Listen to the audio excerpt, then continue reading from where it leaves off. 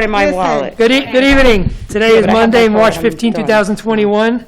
Today is a regular meeting of the Board of Education. I'm going to call the meeting to order, and then we have executive session. Do I have a motion to open the meeting? Cynthia, second. Laura, all in favor? All right, great. And we're just going to go into the executive session and come back out at around 7:30 for the regular meeting. Do I have a motion to go into executive session? Cynthia, second. Lori, all in favor? All right, thank you very much. Take these with us. Today is Monday, March 15, 2021 again. This is a regular meeting of the Board of Education. We actually already opened the meeting at 6:30. We had an executive session that we just finished up, and now we're back here. We can start off with the Pledge of Allegiance. Pledge of Allegiance. To the flag of the United States of America, to the republic which stands, one nation, under God, indivisible, with liberty and justice for all. All right, we got a pretty packed house tonight. Yeah. Much more than we've had in recent weeks, so that's great. Okay, we'll start out with comments by the board. Lori, you want to start? I don't really have anything. Okay. Happy Easter to those who celebrate coming up, and hope everyone has a great spring break. Great, excellent. Cynthia? I'm going to be quick because I know tonight's packed, but I just wanted to say the other day I was walking around the field, and it was really great to hear the sounds of kids running and playing with all the kids coming back. So I'm just excited for that and to hear that. So it was nice to see. Excellent. Okay. Therese? I just wanted to say thank you to the administration for bringing all of the kids back. Mm-hmm. It was a huge effort, and we really appreciate it. And I know the kids are happier and better off learning in the building, so I want to thank everybody. I'm also very excited that we have the fall 2 modified, whatever they're calling the sports season. I know the kids are also really happy to be back on the field. It's so good for them, and I appreciate the effort in making this all happen. So thank you. Great.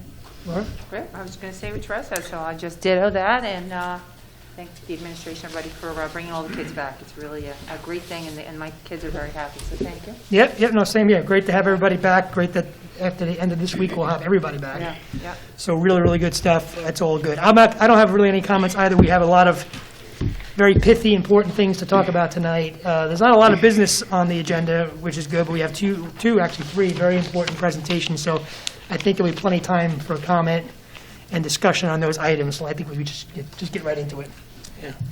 So I guess our first, superintendent introduction of the student liaisons. Well, we're always happy to have our student liaisons here to update us on what's happening in our schools. And first, I am introducing Toma Kihaya. He's an 11th grader here at Tuckahoe High School. Toma currently plays on the Tuckahoe High School basketball team and is a member of our ski club. Toma is also a dedicated member of our band, playing the trumpet in the jazz and marching band. Toma is also working towards earning his Eagle Scout credential in Boy Scouts. He spends his free time volunteering at a local soup kitchen and doing midnight runs to help the homeless. Toma is taking an extremely competitive course load here at our high school. He's in advanced placement computer science class, advanced placement chemistry, and advanced placement U.S. history. Eventually, Toma would like to pursue a college major in international relations or business. Toma?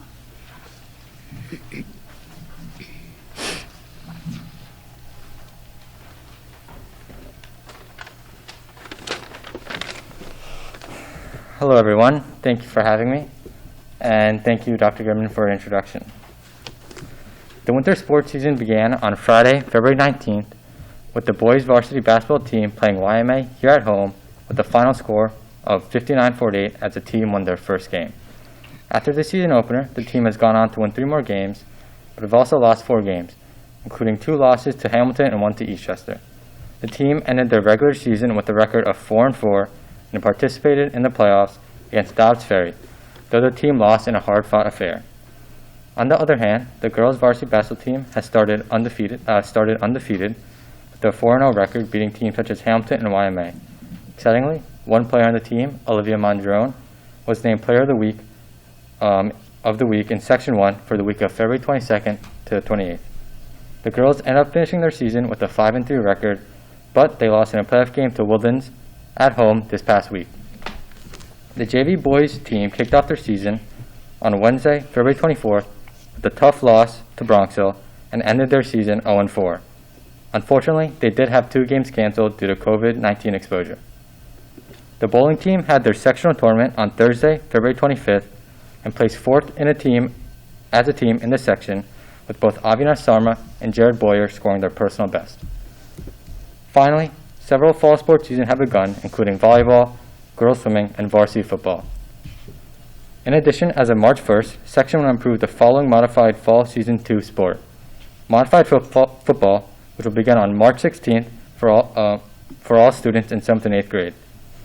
Girls swimming, cheerleading, and volleyball teams will be open to 7th and 8th graders who will be eligible to play up on the JV and varsity levels through the athletic placement process. All around, many student athletes are looking forward to once again competing in their respective sports. Thank you, Toma. Thank you. Thank you. Thank you. That was a great job. Next, I would like to introduce Miss Yuri Lee. She's a sophomore here at Tuckahoe High School, and she is definitely a superstar student. Miss Lee excels at pretty much everything she does, just like Toma. As a violinist, she provides great leadership in our strings program. She spends her Saturdays participating in Juilliard's highly competitive pre-college program, where she is a composition major. Her competitions have already been performed by many professional musicians, and she has received multiple awards and accolades for her music. In addition to all of this, Yuri found a program called Music Around Us Project, which organizes performances around the community, especially at our assisted living facility, The Fountains. Yuri is involved in so much in this district, and I'm pleased to welcome Yuri Lee as our student ambassador for tonight.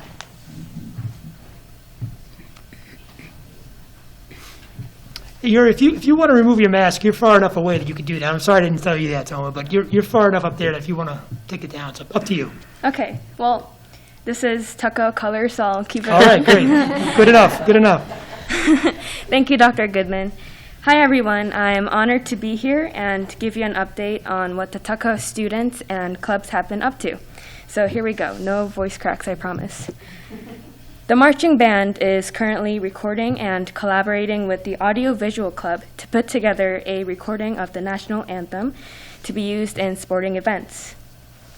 The Audio-Visual Club members are training to utilize the local live camera for sporting events to take place in different schools so that they can be streamed and viewed in our district. The Stock Club and the National Junior Honor Society participated in Snow Angel shoveling program during the last snowstorm. And the High School National Honor Society developed a video of recorded readings to virtually continue with our Coddle Cubs reading program. Middle school government officers developed a Hall of Compliments, which encourages students to share and compliment one another.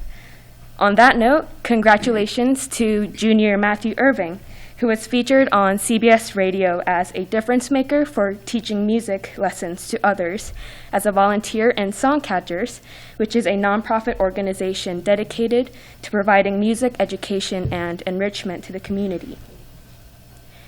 The junior class is finishing up their Jumpstart Tutoring, a program that helps our 11th graders to prepare for the SAT or ACT exams. They are also attending their junior college planning meetings with their guidance counselor.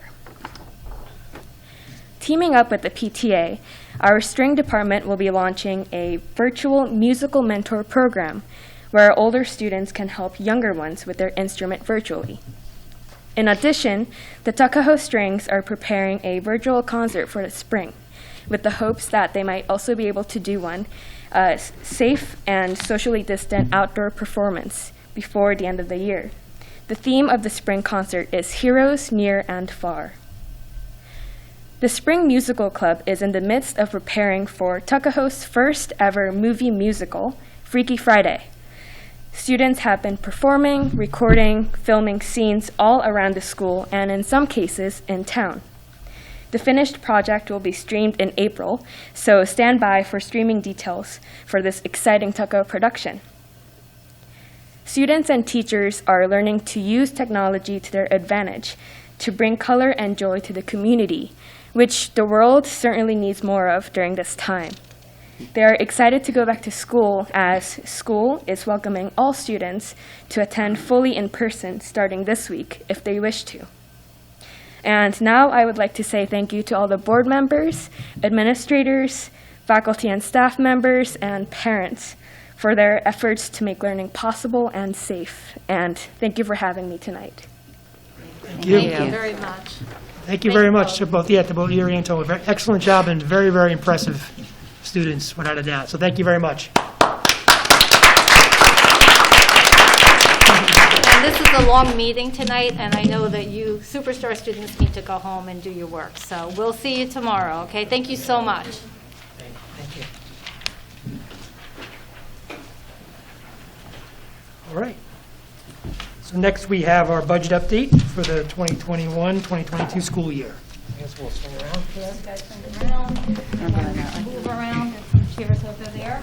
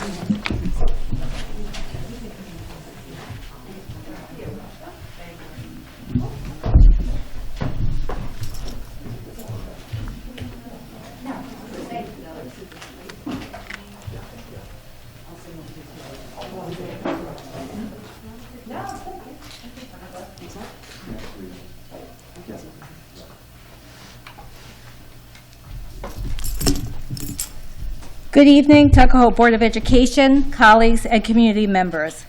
At the March 1st Budget Workshop, I presented our proposed budget planning priorities. This evening, I will be joined by our Assistant Superintendent for Business, Ms. Lee Liu, who will go in depth about the district's finances and the impact of this proposed budget on the tax levy. Additionally, after the presentation, Mr. Keogh, our Director of Curriculum Instruction and Technology, and the Tuckahoe Middle and High School Principal, Dr. Linehan, will present on curriculum and instruction portions of this budget. At our next Board of Education work session, our elementary principal, Mr. Marash, with Mr. Keogh, will present on the elementary curriculum portion of the budget. Special thanks to Mr. Keogh, our Director of Curriculum Instruction, for his leadership and collaboration, along with Ms. Liu and Ms. Sparks, our Treasurer, who greatly assisted with the presentation, and Mr. Morash and Dr. Lenahan and their APs for their input and contributions to the coherency of the proposed budget, and to all the teachers for their input on the strategic plan that drives our budgeting process. The school budget provides the resources to support our mission, points of pride, and our strategic plan goals. Our work is driven by a very specific mission: to prepare every student for excellence. This budget supports the work of these three goals that have led to our strategic plan and steer our work. The budget we will present tonight moves us closer to achieving these long-term goals. On December 8th and January 26th, Mr. Keogh and I presented our goals for our strategic plan. The proposed budget supports that and promotes social-emotional learning, contemporary teaching and learning strategies, programs to meet the diverse needs of learners, and professional learning to build our capacity in accomplishing our ambitious goals. We always have to remember our points of pride. Tuckahoe is a small district with a lot to celebrate. This includes a supportive faculty and staff, an engaging fine arts and performing arts program, cutting-edge technology integration through our 1-to-1 device ratio, innovation lab, STEAM program, and instructional technology coaches, accomplished athletic teams, rich extracurriculars, and as you heard from Yuri tonight, community service opportunities. A full continuum of special education programs, research-based writing and early literacy programs, a school resource officer, ACT and SAT prep courses, and full-time in-person education amongst the first in the region. These budget-supportive initiatives that drive us to be so celebratory on our points of pride, they set us apart and set our students on a pathway to success. And our students do achieve in many arenas, in academics, in athletics, and in the arts. In academics, our students celebrate acceptances to top colleges, and you can see I added many from our last meeting. More importantly, we are so proud of our seniors. All the work that they've done has caused them, this very small class, to earn almost $7 million in scholarships, and more than half will graduate with an advanced Regents diploma. Students benefit from our teachers' innovative approaches to connect them to text, where our middle school and high school teachers were recognized for their efforts. Our STEAM program and our tech cultures are outstanding. Our fully departmentalized fifth grade enables students to engage deeply with content. Elementary students are exploring science phenomena and are mastering the stepping stones of reading with foundations. Meanwhile, our athletic teams receive all league, all conference, and all section honors. Clubs are aligned with community service goals. Our older students participate in NYSSMA, while our younger students perform at Citi Field, a tradition we look forward to resuming. Lastly, our theatrical groups are creatively working around the challenges of the pandemic. We are Tuckahoe proud. These achievements drive our thinking about strategic planning and budgeting. And as we presented last year, last board meeting, Tuckahoe leads the way. This year, despite the global pandemic, Tuckahoe led the way with its trademark grit, creativity, and commitment to student learning. Though we were among the first closed on, actually, a year ago this past Friday, when the governor drew that circle around New Rochelle and took in all of our Tuckahoe schools. We were the first to close, but we had forethought, and we had done a professional development the day before with teachers, just knowing about COVID-19, and we did a professional development on remote learning. Milestones along the way included our in-depth professional development, our responses to early COVID cases, and our redesign of schedules and structures.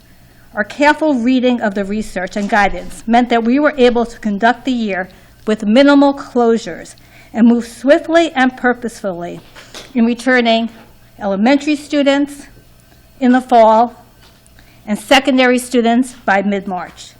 We continue to lead the way in the region, and we are delighted that this week all our K-12 learners will be offered in-person education as we move forward to resuming familiar routines and structures. We will now shift to our proposed budget. Before looking at some of the changes, we will again explore the variables and drivers that impact our decision-making. Here you will see some of the known variables driving the budget. These will be discussed, how much they cost and what they mean, throughout this presentation, and many of them by Ms. Liu. These are the unknown variables. So enrollment, though we know it, people can move in and out at any time. Special education placements, we are in the middle, or just starting actually, annual reviews, and again, it depends on who is living in the district and the needs of our students. Non-tax revenues, interest income, sales tax revenues, facilities leasing, non-resident tuition. Collective bargaining unit settlements, the TTA and the CSEA contracts are open. COVID-19 planning, we do not know what that would look like for next year, but we may have to replenish stockpiles of PPE. State aid. Now, I had that on both. It's known and unknown. So we know what the executive budget is, and Ms. Liu will present that to you, but it has not been negotiated yet in the legislature. Additionally, the American Rescue Plan will provide support to schools for students, which will provide resources to help students overcome the effects of the pandemic, including student mental health services, instructional programs for learning loss, and the effects of the pandemic. Ms. Liu will talk more about that in her part of the presentation, but that is a federal grant. Next, we will turn an analysis of our enrollment and our sections. Here you see district-wide, our enrollment has maintained and remained relatively stable. Sometimes we have a large senior class, and sometimes we have a smaller senior class. Next year will be larger than last year, and that makes the difference a lot of times the incoming kindergarten and the outgoing senior class. When we go to Cottle, we see in one column you'll see the general education enrollment and the numbers of sections. This leads to the average class size. As you move down the rows, you will see it broken down by grade, but if you direct your attention to the bottom row, the total, you'll see that our enrollment remains stable. So if we're adding a teacher in kindergarten, we're subtracting a teacher in 4th grade. If we're adding a teacher in 2nd grade, we're subtracting a teacher in 5th grade.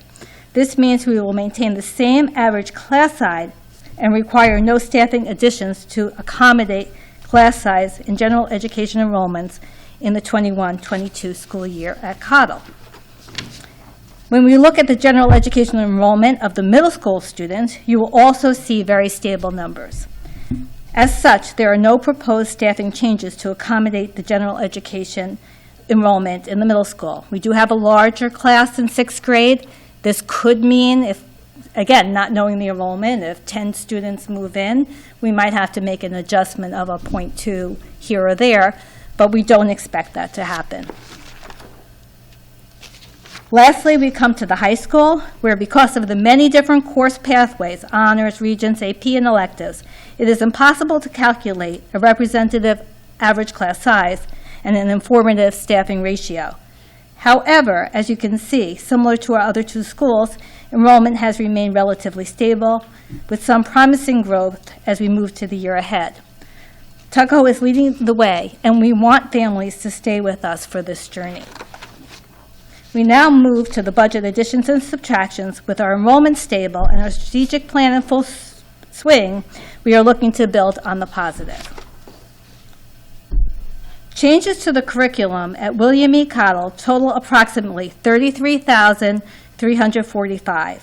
The proposals here will be elucidated further at our next budget workshop meeting, when Mr. Morash, Mr. Kilgallen, and Mr. Keogh will present the proposed changes to curriculum and programming at the elementary school.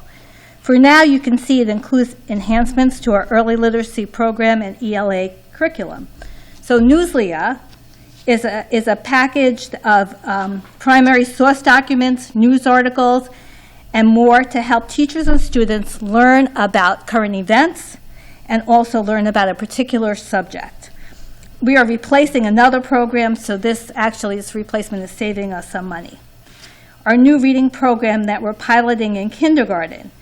As you heard last time, we are moving away from our basal program, the Reading Wonders, and kindergarten teachers will pilot a program that supports the Foundations curriculum, the Wilson reading curriculum that we brought in last year to kindergarten. Costs will be offset by a reduction in the basal program, and it's $7,000 additional. Now, we are also expanding the Foundations program to 3rd grade. So last year, if you recall, we had a K-2 Foundations program to add to our general education reading program at Cottle. That is a program that's phonemic, and it provides students with the basic skills that they need to decode work. And we believe it's important to continue that in 3rd grade as students are learning more challenging multisyllabic words. So we're expanding that to 3rd grade.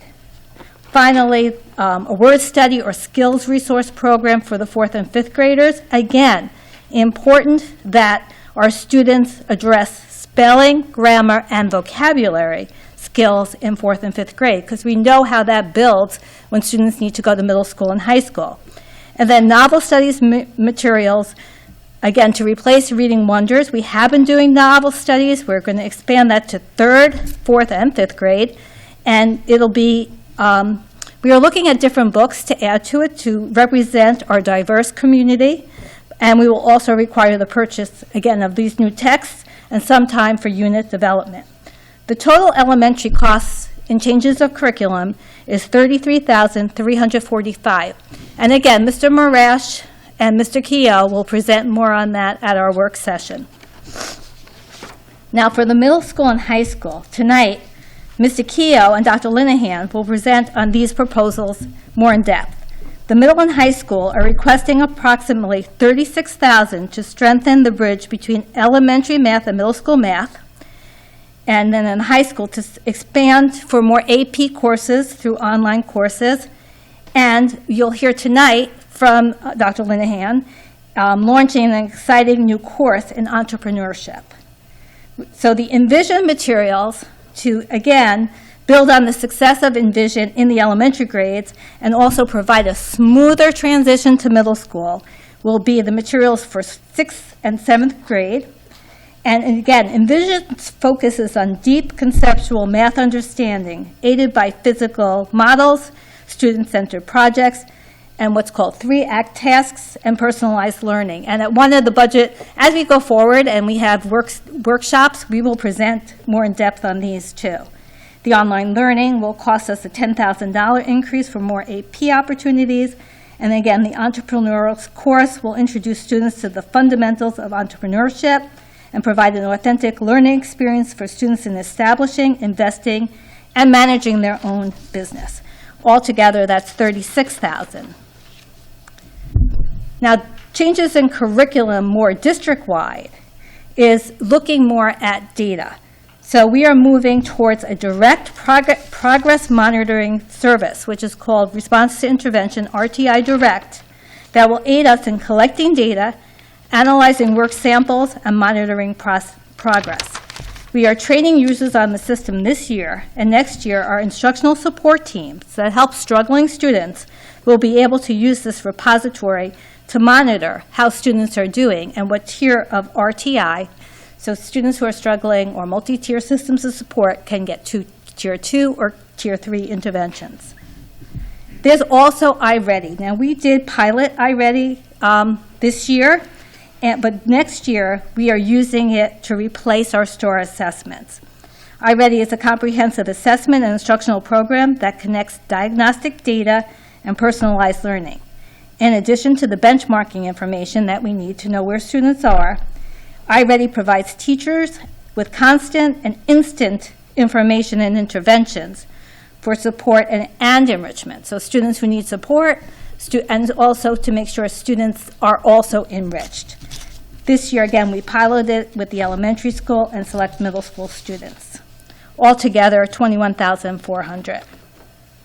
Now, some changes in staffing. We are proposing some changes here. So if you look, we are changing our library program at the elementary school, infusing more reading and literacy opportunities into classroom instruction. So that's a reduction of a 1.0 librarian. It's not required to have a full-time or a librarian in elementary school. We are also planning to add a 1.0 consultant teacher so that each grade has a special education or an interventionist at every grade level. And we are reducing a total of 8 teacher aides. These changes at the elementary school have really an 8.0 reduction of FTEs.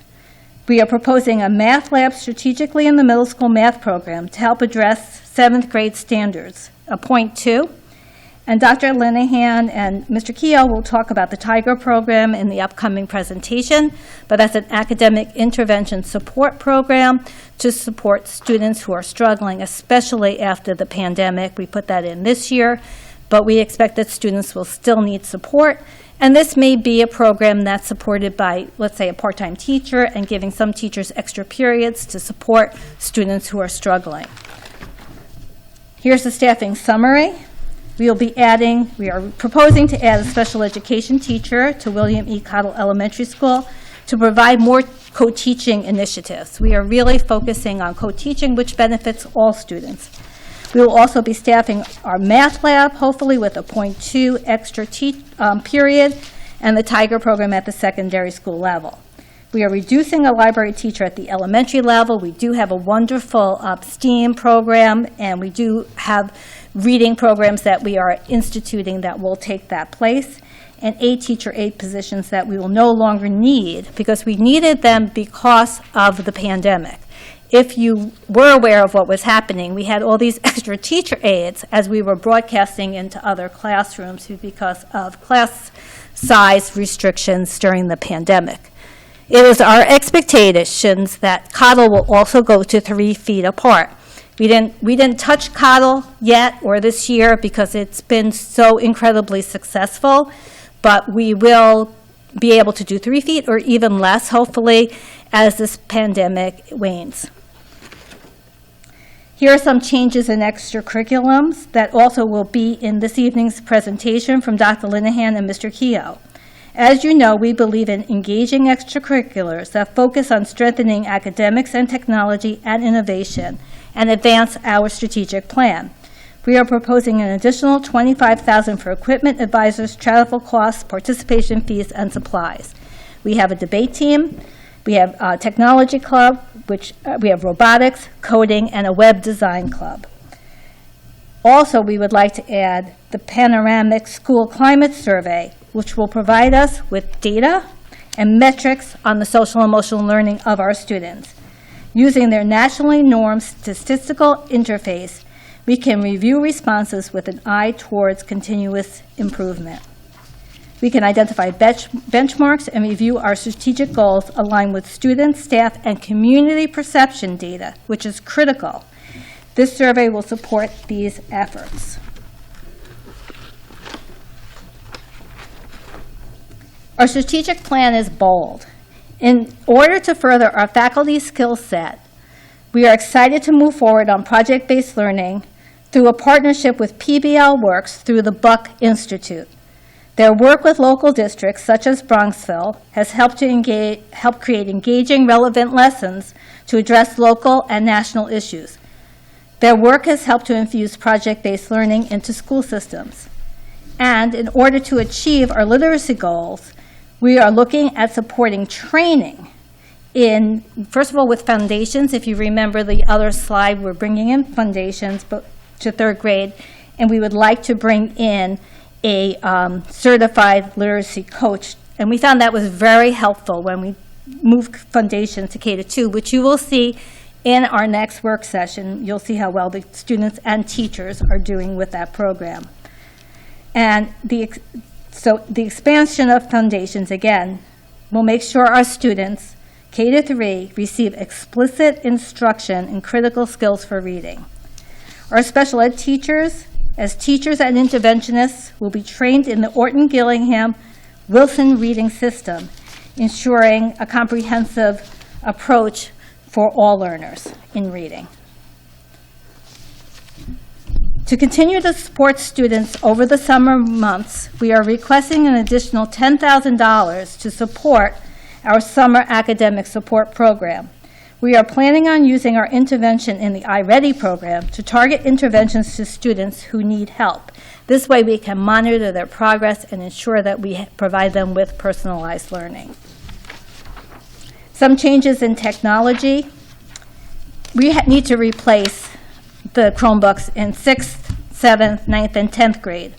All of these devices have reached or surpassed their end-of-life expectancy, and we have really used our Chromebooks. We haven't replaced really the ones that we meant to this year because we had to hand more out to other students and to our KM1 students. We also need to replace some of our interactive whiteboards. We are also setting aside funds for a website improvement project. Mr. Keogh is working closely with our webmasters, reviewing local sites and assessing our current site strengths and weaknesses. This may include the purchase of camera, video, and photo editing software and hardware. So technology is a total of $50,000. I'm going to invite Ms. Liu, you can do it right from there, to talk about facilities, capital changes, and more strategically about the budget in general. Okay, thank you, Dr. Goodman. So for facilities and capital changes, we make a transfer to our capital line from the budget every year to take advantage of, to allow the district to make annual renovations and upgrades to maintain and improve our buildings and grounds. This year, we're recommending an increase to that budget line of $200,000, which will be partially offset by reductions that we'll make in contractual services budgets in the operations and maintenance lines. This will provide a good this will go hand in hand nicely with our proposed capital project that we'll discuss later this evening as well. To summarize the budget additions and subtractions that Dr. Goodman and I both just briefly summarized, all those various lines that we went through are on each line here, and the bottom line here, a total budgeted change of approximately $373,000 to add to the budget. Again, there will be offsets against those costs for various personnel changes and other items that we have found in the budget where we might have tightened. But those specific budget additions and subtractions that we mentioned earlier total $373,644. Now, when we get to the details of the budget itself, to summarize the budget that we're proposing, that the superintendent is proposing for the 2021-2022 school year, the total budget would be $36,926,600. That's a budget-to-budget increase of 1.38%. We are proposing a tax levy increase of 2.37%, which is tax cap compliant, as our maximum allowable tax cap limit is 2.72% based on the formula that we prepare using the OSC guidelines. And I will go into that in more depth on the next slide. This is a screenshot of the formula as it's presented to OSC, the Office of the State Controller. And as you can see, we go through the individual line items that we start with last year's tax levy. We add in we multiply by a tax cap consumer price index increase. This year, it's not 2%, it's 1.23%. We also have a very small increase we're allowed for a brick and mortar increase, a growth of buildings in the district, and that's 1.0026%. In addition, when last year's tax cap was submitted, the district assumed that one of the exclusions to the tax cap would be borrowings that we had planned to make last summer as we planned to finish our capital construction project and go into a long-term bond, which would have done last summer. However, the construction delays required that the district chose to remain in short-term borrowings for this current year. So when we submitted our tax cap calculation to the Office of the State Controller, it was determined that a revision was necessary to last year's tax cap. We worked with the Office of the State Controller to determine that it was $85,000 was over-levied because of the exclusion that we had anticipated coming from long-term debt. So OSC has required that the district place that $85,000 that we found we had over-levied, which was 0.3% of the total levy, and we place that in an interest-bearing reserve this year. It cannot be used this year, and we will use that $85,000 to offset the taxpayers' tax levy in the 2021-2022 school year. There was no penalty involved in this. It was just a revision to the last year's tax cap calculation to correct it and make sure that this year's was correct as well. And as you'll see later on when we look at the revenues, you'll see that $85,000 reappear in the revenue line. When we look at expenditures by function, meaning the various functions within the district as we are required to break them out, we look at the various lines starting with general support through instruction, pupil transportation, employee benefits, debt service, and an interfund transfer. And you'll see that our total proposed budget on the bottom line is $36,926,600 with a staffing level decrease of from 206 to 199.7 and a budget-to-budget change of $503,400 or 1.38% budget-to-budget increase. Primarily, the budget increases are in our employee benefits, debt service, and interfund transfer lines.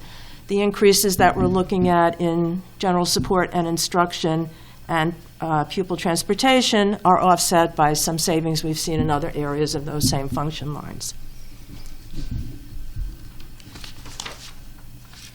When we look at the initial expenditures, the same expenditures, the $36,926,600, we can break those out into various, as what we call them in our accounting system, object lines. So as you can see, if we look at all salaries, we are increasing contractually 1.2%, but for contractual changes, but that's also offset by a reduction in actual staff members. Benefits are increasing 1.8%, and that's mostly due to health insurance and also due to pensions are increasing.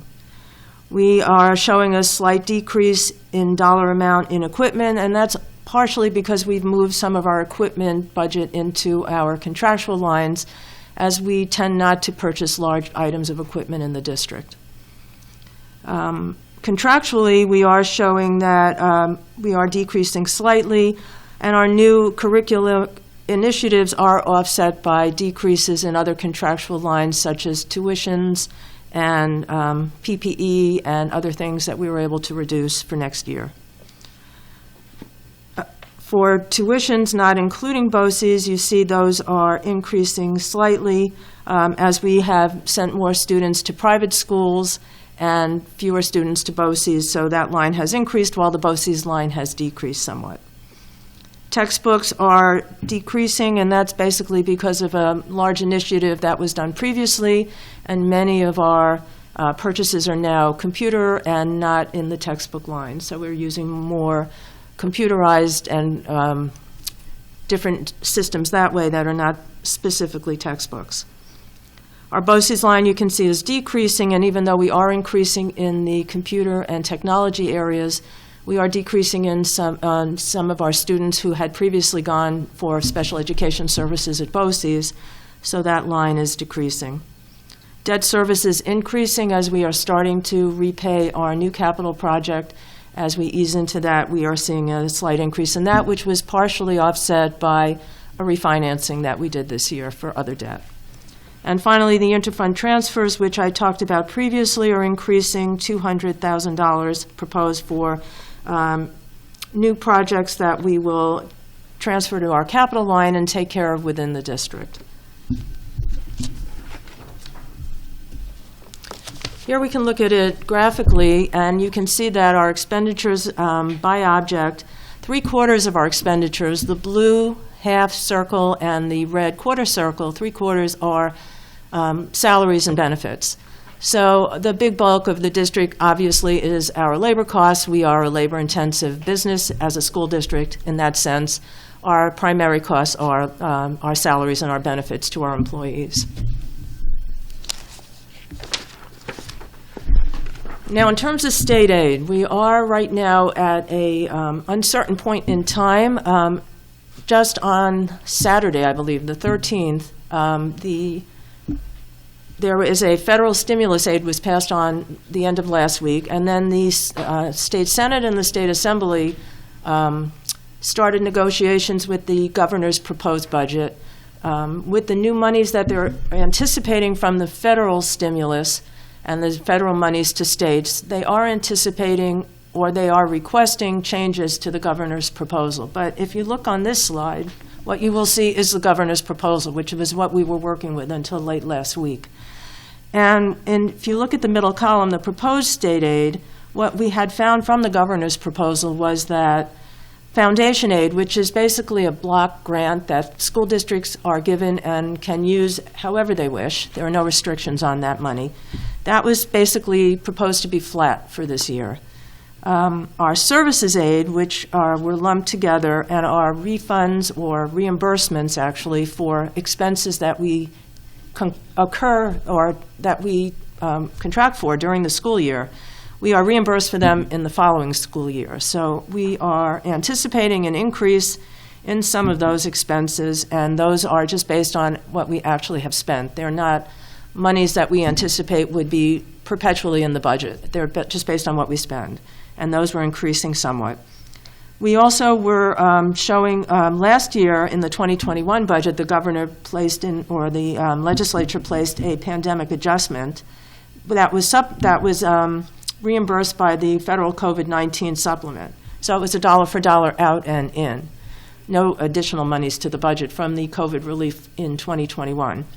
However, this year, they were anticipating the same, a 253 deduct with a 253,000 restoration, but with the new federal stimulus money, there may be some changes to those lines. The Senate and the Assembly are proposing an increase to state aid, both foundation aid as well as new monies for aid to districts to help overcome the difficulties students had this year for programs for those students. And we are waiting to see how that is played out in the legislature, and we'll know that as soon as they make those determinations. One of the things that they are doing is they are proposing a 7% increase to foundation aid, but that would depend on the district, with a minimum of a 2% per year increase to foundation aid to districts. So for this district, that could be $26,000 if it's 2%, up to possibly $100,000 if it's 7%. We just have to wait and see if that's agreed upon. They also talked about restoring any of the monies that the governor had proposed to cut from the STAR refunds, which really were not state aid, but just direct reimbursements to taxpayers for their tax bills. And we will wait to see if that happens. The state Senate and Assembly also are rejecting the consolidation of expense-based aids, which concern many districts, because rather than, we thought down the road it was a possibility that rather than reimburse districts for actual expenses, the legislature was moving toward just considering those again as block grants, and would have the ability to change the amount that the district received and would not be related to what we spent. If they do not consolidate the expense-based aids, that would probably do better for the district, as we would then be reimbursed dollar for dollar for what we are spending, or the percentage that we're reimbursed. They also rejected the local district funding adjustment, that $253,000 out and in, so we'll see if that takes place. And finally, one thing that did look to be a definite aid to the district, they are looking to restore transportation aid for standby costs that the district paid for last year and was threatened not to be aidable. The Senate and the Assembly are proposing that those, in fact, are aidable. So we will see if that is negotiated in the district and the state's school district's favor. So how will we pay for the budget that we're proposing? We are looking at our various revenue lines carefully. If we take the 2.4% budget levy increase that were proposed, that would be an increase to $29,778,630, an increase of 2.4%, and $690,630 in additional revenues year over year. Our pilots and our sales tax revenues we anticipate to be flat, no increase or decrease to revenues there. However, we are concerned about two other lines in the revenue budget that we anticipate may decline next year. Particularly our total for charges for services. Those are tuitions from other districts and other services, and we have some fewer students attending the district, as well as less rentals for our facilities and things of those nature, and we anticipate a $418,000 decline in that revenue line. And other revenues we are also anticipating will decline from $266,000 to $73,000, or $193,000, which includes interest income and other items along that line. So we will anticipate a $147,000 increase in state aid. At this time, we will see if that increases or decreases. So the total proposed budget from those revenue lines is $34,519,967. And if we go to the next slide, we can take a look at those revenues in a pie chart. And you can see the large blue section of the pie chart is our property tax levy. That's about 80% of our revenue budget, and that's a large percent. All the other pieces are the smaller pieces that make up the rest of the budget. So where are we at revenues versus expenses? We have proposed an expenditure budget of $36,926,600, and our revenues are to date, so far as I've shown you, $34,519,967. That leaves a budget gap of $2,406,633. And by state law, revenues must equal expenses, so what are we proposing? There may be additional revenues from the state or the federal government, but at this time, it's unknown what those may be. We can reduce expenses, and/or we can increase the tax levy, and/or we can appropriate reserves, as we have done in the past. So for this budget, I'm proposing that to make that $2.4 million gap whole, we used the $85,000 tax cap reserve that we had to set aside from our revision to last year's tax cap. We use a reserve for debt service, and that is monies that we have earned as a premium when we went out to the capital markets for short-term borrowings last year. Interest rates were so low that when we went out to the market, we received a premium for our bond of $114,000 to further reduce the interest rate. We had to put that in a reserve, and we use that to pay back the borrowings next year when they become due. So that will help in the debt service area. We're also proposing using two of our small reserves, the ERS reserve and the TRS reserve, for pension payments for about $150,000. And then finally, the remainder would be appropriated from our unreserved fund balance, and that would be $2,057,056. The net impact would be a balanced budget. Just for some historical perspective, you can see how we've used the unappropriated unreserved fund balance over the years. And the $2,057,056 on the 2021 last line that I'm proposing from the unreserved fund balance is a slight decline from last year. Last year, we used $2.1 million to close the budget gap. This year, we're going down a little. And hopefully, as the pandemic ends and the economy strengthens, we'll continue to be able to bring that down more significantly over the next few years. The net budget impact of utilizing reserves in this fashion would give us a balanced budget, and it would avoid cuts to balance the budget, program cuts that would be needed to balance the budget, or staff cuts that would be needed otherwise. It maintains and enhances program. It reduces further negative impact to students.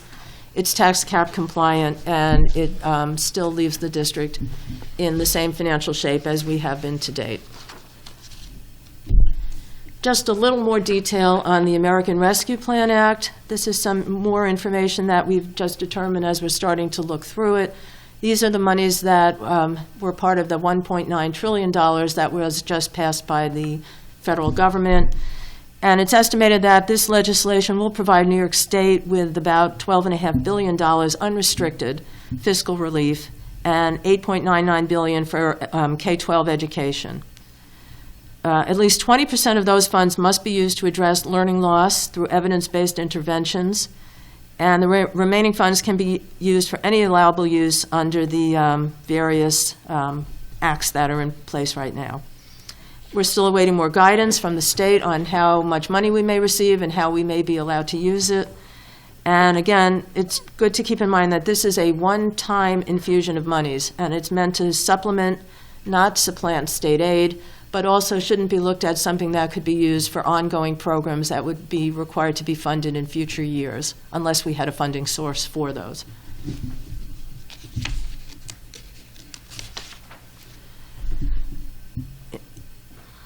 In addition, a proposed capital project is going to be discussed publicly tonight at this meeting after this budget presentation, and will be considered by the Board of Education for a possible proposition on the March 15th, for tonight's March 15th meeting.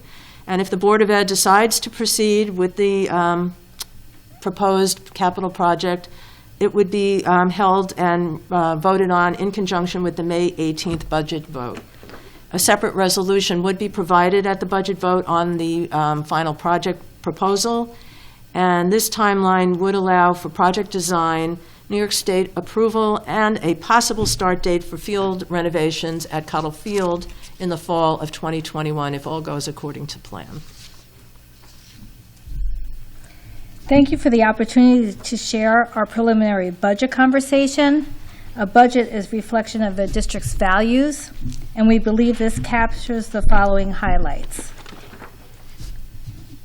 It responds to our strategic plan, staffing to support favorable class size, professional learning and programs and innovative practices, academic interventions, maintains and improves buildings and grounds, a focus on literacy and math coherence, increase in advanced placement courses, special education co-teach model, instructional technology as a tool to personalize learning, and innovative academic and extracurricular programs. Our proposals are linked directly to our strategic plan. We appreciate the support of the board and community as we enact a plan that prepares every student for success. Here are some important dates to remember. We already had the March 1st meeting where we just spoke about budget priorities. This meeting was the proposed budget, and we're also having a presentation on the middle school, high school program as part of this budget and a spotlight on them. April 12th would be a Board of Ed meeting with a budget review and an elementary program, the same thing with Mr. Morash and Mr. Kehoe. And April 20th is the Board of Ed meeting for the budget adoption. May 10th is a budget public hearing, and May 18th is the annual budget vote.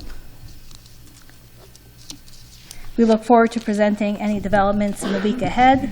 Again, the budget will be adopted, up for adoption on April 20th as we go forward, and the community will be asked to vote on May 18th. I welcome any questions or comments you have about this preliminary budget. If you would like to wait until the middle school, high school does the presentation, since we're all set up. Okay. Right. Okay. Okay. So now let me just introduce Mr. Kehoe, our Director of Curriculum, Instruction, and Technology, and our middle school and high school principal, Dr. Linehan. Thank you.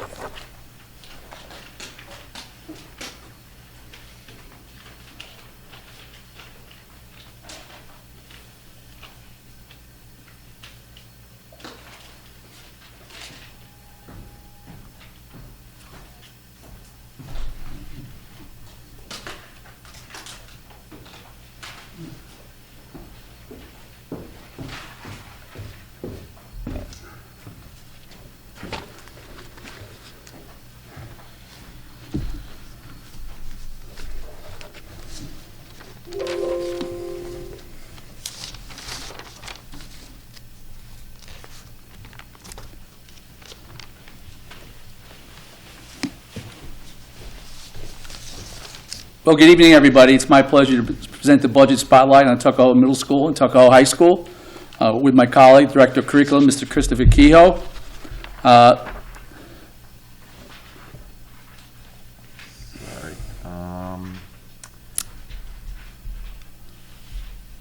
Just waiting for the next slide. Yeah. All right. There we go. Take your mic. Okay, I thought we'd begin with something that's embedded in our culture that we want to continue to pursue and also acknowledge teachers who have done so well. Reading and writing. New York State Reading Association awarded our middle school, high school English teachers with the Literacy Outreach Award. Congratulations to those students. And they deserve that because their 4-year effort in creating student choice classroom libraries, a lot of their own initiative, working weekends and after school to put together libraries for our students. We all know the research speculates that basically to improve reading levels, you just have to have students read, and read more. So these teachers are to be commended for their work. What they do is these books, they now teach literary analysis and literary elements through books that students are interested in reading, as opposed to general text that they may or may not be interested. They do maintain classical text within the classroom also. So congratulations to Stephanie Terselli, Ms. Diarco, Ms. Iverson, Ms. Blanchard, Ms. Vincenzi, Ms. Alice Panache, and also Ms. Kata Paya for all their hard work. The Writing Revolution is one that's unique to the Tuckahoe District. We brought this in 4 years ago, another great teacher initiative based on a research grant that they attained for their work in high scores. The Writing Revolution is unique because, as a former English teacher, I can tell you one of the most difficult things to do is to teach writing. Everybody has their own style, everybody has their own program, and what this does is it's not a program, it's a strategy. And it teaches mechanics of writing, grammar of writing, which is usually very challenging, some would consider boring, basically, and it puts it in the content level of the curriculum.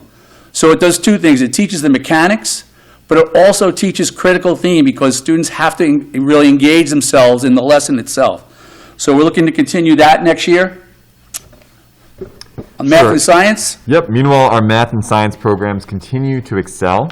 It's worth noting that the U.S. News and World Report scored our math program at 97%, putting it among the highest score recipients in our region. Our science program continues to be marked with rigor and opportunity.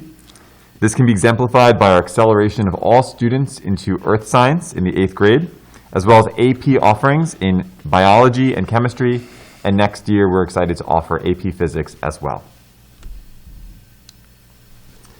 The Tuckahoe Middle School and Tuckahoe High School also respond to the challenges of the time with an eye toward the future. This year, the middle school and high school launched a block schedule to address cohorting, physical distancing, and contact tracing of the early days of our returns to school. Next year, while we are unable to launch a full block, we will create pilot windows where we will schedule different models of a block schedule at the middle and high school. This will allow us to study both intended and unintended impacts. We are confident that at the end of next year, with data accumulated from this past year and next year's pilot schedules, we will be able to launch a block that matches the objectives of our strategic plan and meets the needs of our students. Extracurricular activities, our student speakers stole my thunder, so I'm not going to go through the entire list I had, given the length of the meeting, but I do want to highlight the spring musical is coming up, Freaky Friday, a date to be determined. Also, basically, congratulations to our middle school science Olympiad team. Friday night we got news they took 3rd place in the Lower Hudson Valley competition, 3rd among 26 regional teams, so congratulations to Mr. Greco and Ms. Ferguson. Also, I was told there was 17 individual medalists. More details to follow. You know, we also, as Yuri mentioned, Finance and Economics Club, Chess Club, GSA Club, Diversity Club. We have a lot of activities going on. Some volunteer activities, just to highlight, in addition to what Yuri said, basically Diversity Club worked with the Animal Shelter in a kindness program. The National Honor Society is reading to coddle cubs. The GSA Club basically had a week of highlighting the needs for kindness and comfort. So congratulations to all of them. We're looking forward to more activities as we go forward. Here in this video, you'll see the Tuckahoe Middle School and High School community, all they've been able to accomplish despite the demands of distancing and hybrid instruction. The video highlights the outreach of our Gay Straight Alliance, the volunteerism of our student government, and the overviews of some of our club offerings. You'll see our hardworking snow angels and the library of virtual read-alouds our National Honor Society has cultivated. Hello, this is Mrs. Ferguson. Welcome to the Tuckahoe Middle School Student Government Organization. The vision of the Tuckahoe Middle School is a place where every student feels they have a voice, is valued and accepted. All right, the Cultural Arts Committee is kind of your fun committee. Are you into School Spirit Week? Are you into creating little events? Do you want to maybe make a Tuckahoe Middle School Spirit video showing all the cool things that go on in Tuckahoe? So that's where this comes in. Public relations, what do? They keep the student body informed. Last year's crew, amazing. They created an awesome website that you would be adding to. They created a newsletter. So if you are interested in any of these committees, I would love to have you.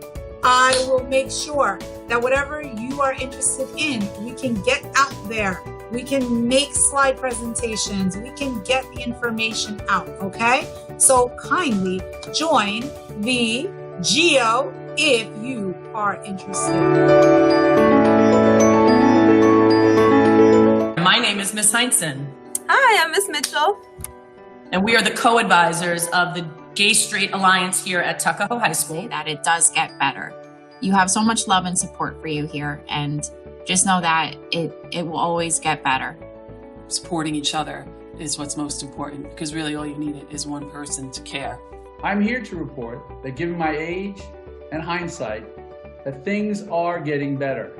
We wanted to come together as a unified support staff to let you know that we're here for you no matter when or where. I'm always around, and if you need me, my door is always open. So whatever you're dealing with now, know that it will get better. That you will feel better and it will get better. You should always be comfortable to be who you are, to stick up for yourselves, for others. I will always use my strong, passionate, very loud, and very forceful voice to stand up for you, to stand next to you. I am here, and there are a lot of us here that will be your ear, a sounding board, a friend.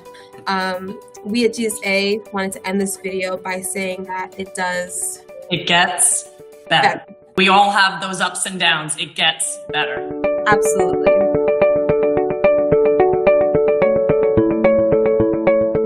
I Like Myself by Karen Beamount, illustrated by David Cameron. I like myself. I'm glad I'm me. There's no one else I'd rather be. I like my eyes, my ears, my nose. I like my fingers and my toes. I like me wild, I like me tame. I like me different and the same. I like myself because I'm me. I'm Mrs. Weiner. And I'm Mrs. Mosa.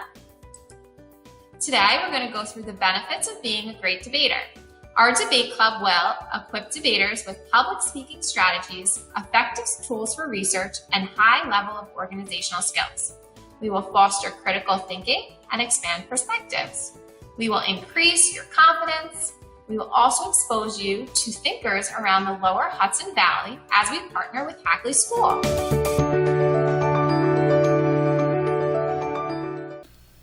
I thank Mr. Tobin for his support and leadership with the clubs, and I thank the Snow Angels. Obviously, they come from 3 separate clubs, the Finance Club, the National Honor Society, and also the Athletics. So we hope they don't have to work anymore. The winter is over.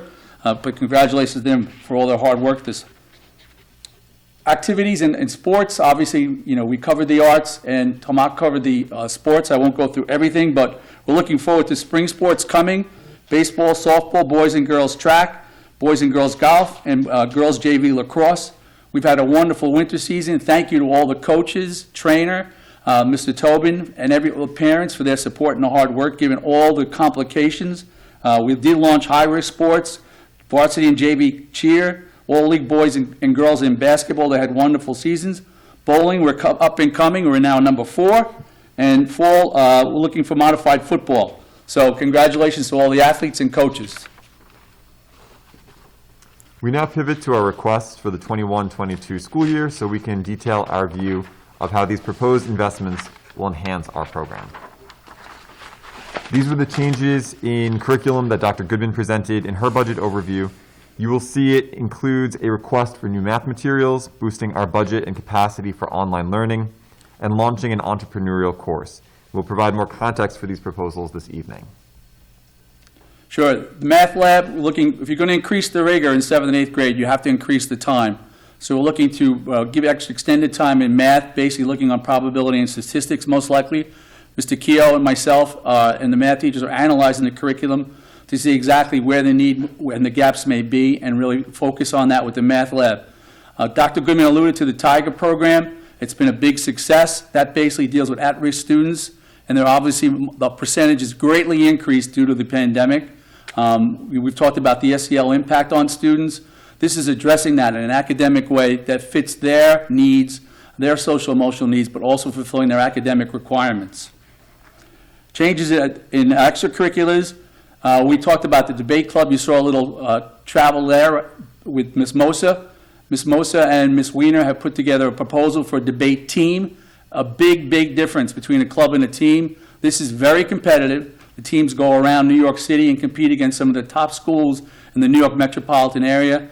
It takes many, many hours to prepare. You're actually debating against top students in other schools. So the preparation time, the research, and the articulation is at a much higher level. So we're looking forward to implementing that if it gets approved. Additional clubs we're looking at, mostly in the STEM area, robotics, coding and web design. Obviously, they're up and coming. Those are where the jobs of the 21st century are. We also are open to other clubs. As you know, every year someone will come up with an idea in May, and we'll say, well, we didn't budget it. There's some latitude there. We're looking to really implement what the students need and what they're looking forward to.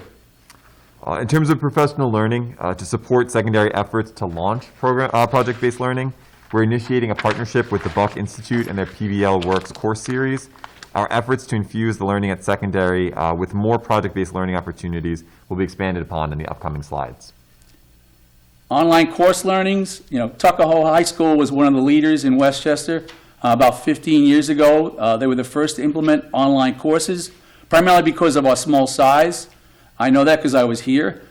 Basically, we've continued that program and had it expanded to grow. We have used it for credit recovery on a limited basis. It really does address scheduling needs, and I'll give you an example. If a senior wants to take an AP course and he has a conflict with government, we will give him a government course online and then have him enroll in the AP course. So those are the things we look at as far as scheduling goes. Also, we're looking to increase AP offerings through online, but also we have had students take high-level advanced courses online. For instance, calculus, AB is offered here. Advanced placement calculus is offered here, AB. The BC course is a much higher level. We don't offer it here, but we have had students take it online and get credit for it. Meanwhile, in an effort to address the increased rigor of math learning, as students move from elementary to middle school, we're requesting new math materials. This will help to strengthen the bridge between the newly departmentalized program in the 5th grade and the great work being done in the middle school. Increased rigor, particularly in the 7th grade, is a reason we are recommending the addition of a math lab, an extra course students will cycle through to expand upon important concepts in the areas of statistics and probability. The program will also support our offering of 2 pathways into 8th grade. Based on a comprehensive review of data, including grades in math and other subjects, benchmarking and diagnostic information, and recommendations from teachers and support staff, we will recommend placement in either Math 8 or high school algebra. These recommendations will be made with an eye to fostering a student's long-term success and wellness in the area of mathematics. We want students to be lifelong learners, and the changes to our math curriculum in grades 6 and 7 will offer increased rigor and set students on a path in 8th grade that will continue to challenge and support them. Specifically, the program we are looking at is Envisions 2.0. Students and parents of William E. Cottle Elementary School are already familiar with this immersive program, which focuses on a deep conceptual understanding of math. This understanding is aided by visual models, student-centered projects, and 3-act tasks. 3-act tasks are whole group mathematical lessons consisting of 3 distinct parts. 1, a hook or a challenge, something to pique students' interest with a question. 2, an investigation or a period of inquiry where they grapple with the concept and seek out information and solutions. And lastly, in Act 3, where the students and teacher and class come together as a whole to discuss the solution in a conclusive act where the concepts are confirmed. Envisions 2.0 uses technology to offer highly differentiated, personalized learning grounded in problem-based learning. For example, they have different activities that you can do at the end of a unit that challenge you to apply the math to the real world. For this reason, it thrives in a one-to-one environment, which we are proudly a one-to-one environment. It is aligned with New York State standards. We also like the idea that students coming from the elementary school will arrive to the middle school and see a familiar face, even if it is the robot mascot of the curriculum materials. The structures and procedures will look very familiar to a student adjusting to the increased conceptual complexity of 6th grade and 7th grade math. Teachers will continue to meet, reflect, and analyze across the schools. Time will be set aside for math teachers in the elementary school to work closely with math teachers in the middle school. All of this, coupled with the launch of iReady, which we will detail in future presentations, will allow us to identify areas that we can strengthen, develop, and cultivate. Project-based learning, we have courses now that really initiate project-based learning. All the art courses really parallel that. We have an application of physics and engineering, which is now working on aerodynamics. Our STEAM course, the students are building bridges. Our architect course, they're building model homes. That being said, we're looking to make it more authentic as we grow as a high school. That's where the world of work is. Increased rigor, more teamwork, more critical thinking, and more imagination for our students. And we want them to work on what they're interested in. So we've introduced an entrepreneurial course.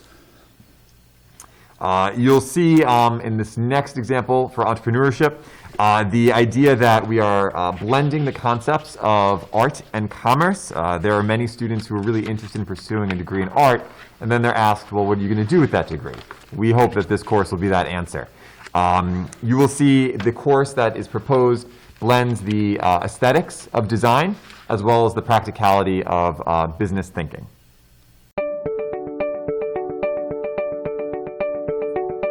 Good evening. My name is Ms. Case, and I am an art teacher at Tuckahoe Middle and High School. I am extremely excited to launch this new course on entrepreneurship for next year. So just a little bit about my background. I come from a family of entrepreneurs, and I previously worked in sales as a retail supervisor, department manager, and operations manager.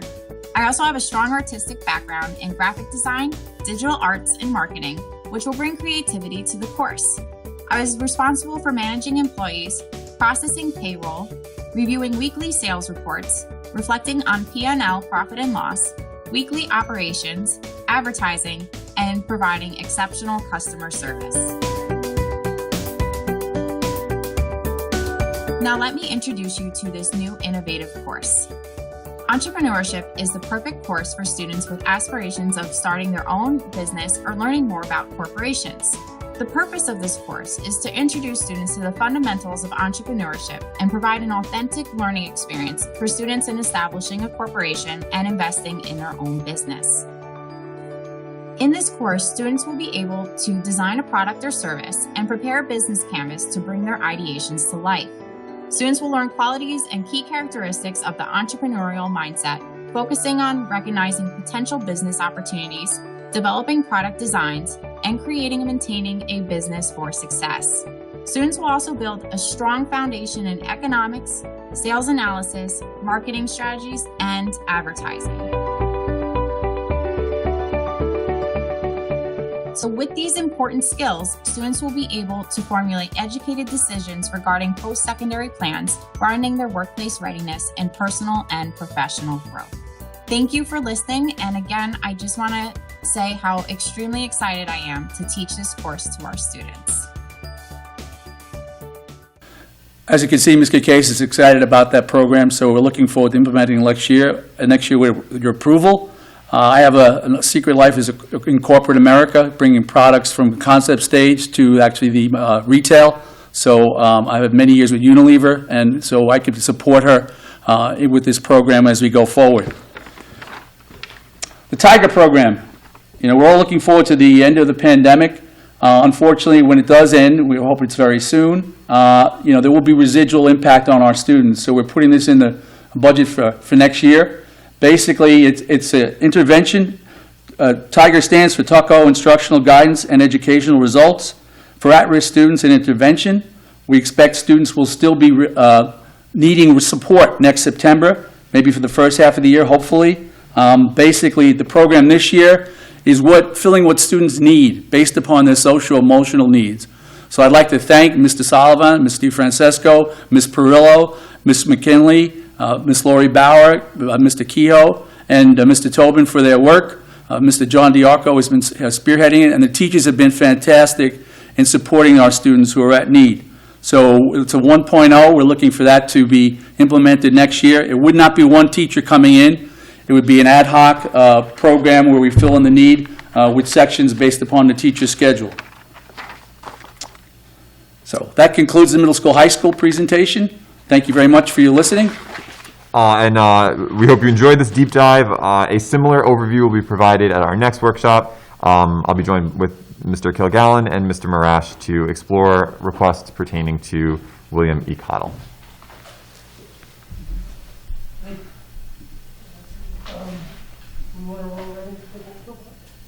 I think that's enough. I think this is a long one, so I think it makes sense to just do that, and then we'll just have a discussion about it. the window. Okay. This evening, I'll introduce Russ. Yeah, no, go ahead.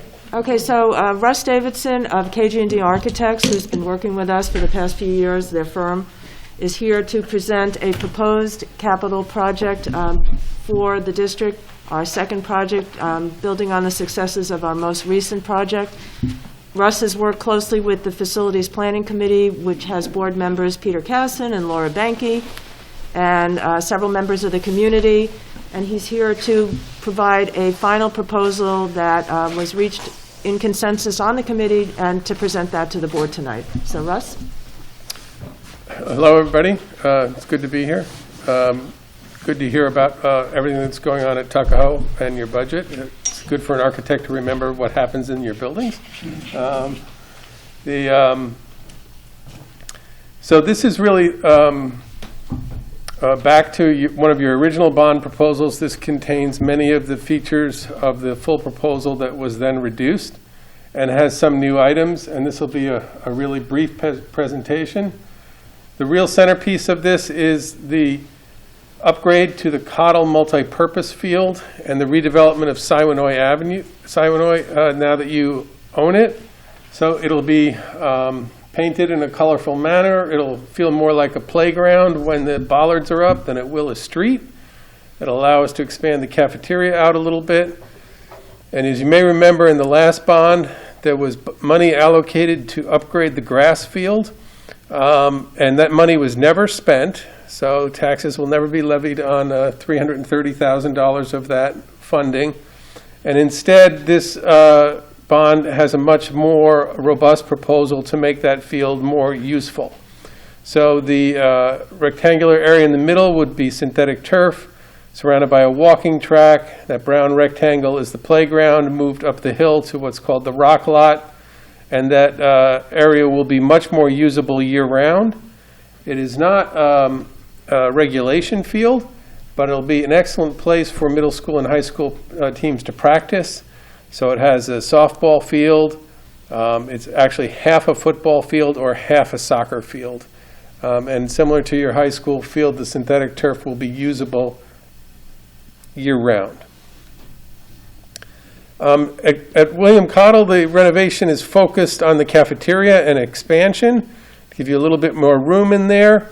There's also upgrades to the oldest toilet rooms in the school and the playground and Siwanoy Boulevard proposals that we just mentioned. This is a rendering of what the expanded cafeteria can look like. As you know, in your last project, you did expand the capacity of Cottle to basically relieve overcrowding in the building. And the one space that's really suffering that doesn't match their current population is your cafeteria. So we're going to expand it as much as we can, probably 8 or 10 feet out towards Siwanoy Boulevard, and add doors straight out to Siwanoy in the playing field and change what is a blank wall into a wall of windows. Other infrastructure work at Cottle is the corridor ceilings, updating the rest of your fire alarm system, and the asbestos abatement related to the corridor ceilings. And then a major item that was added partially in response to the COVID-19 pandemic is upgrading mechanical ventilation in your oldest classrooms in that building.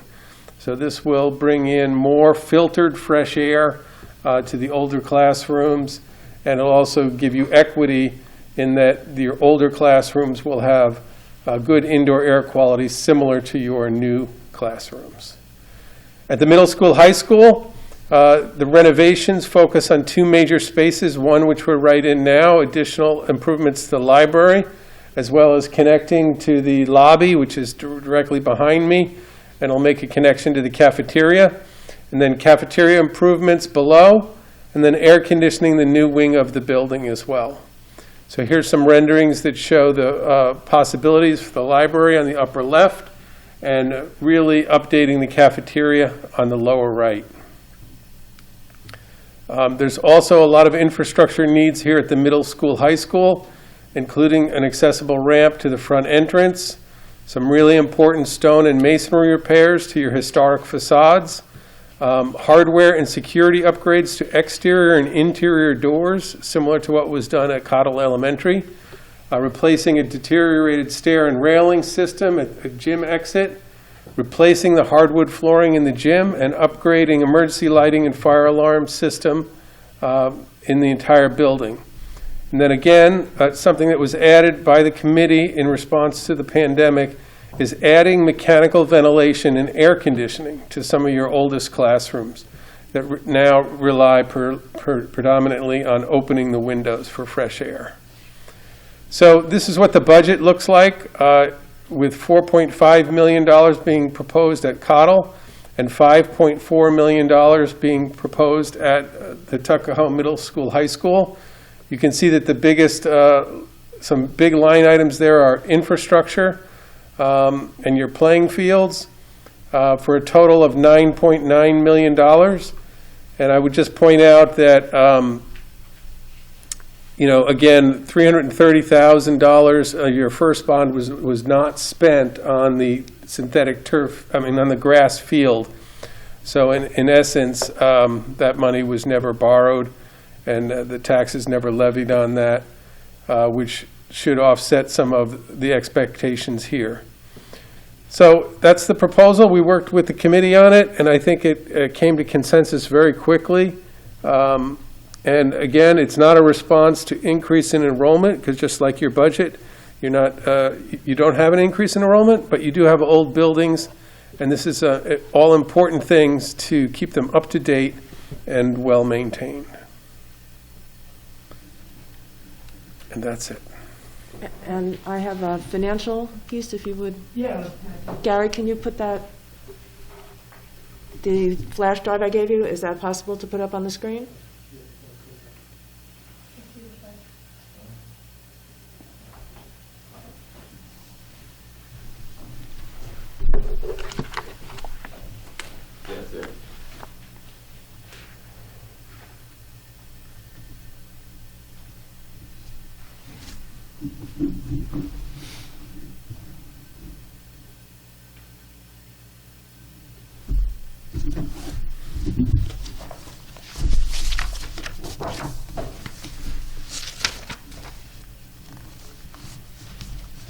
Thank you, Chris. Again, we want to take a look at how the financials would work for this proposed capital project.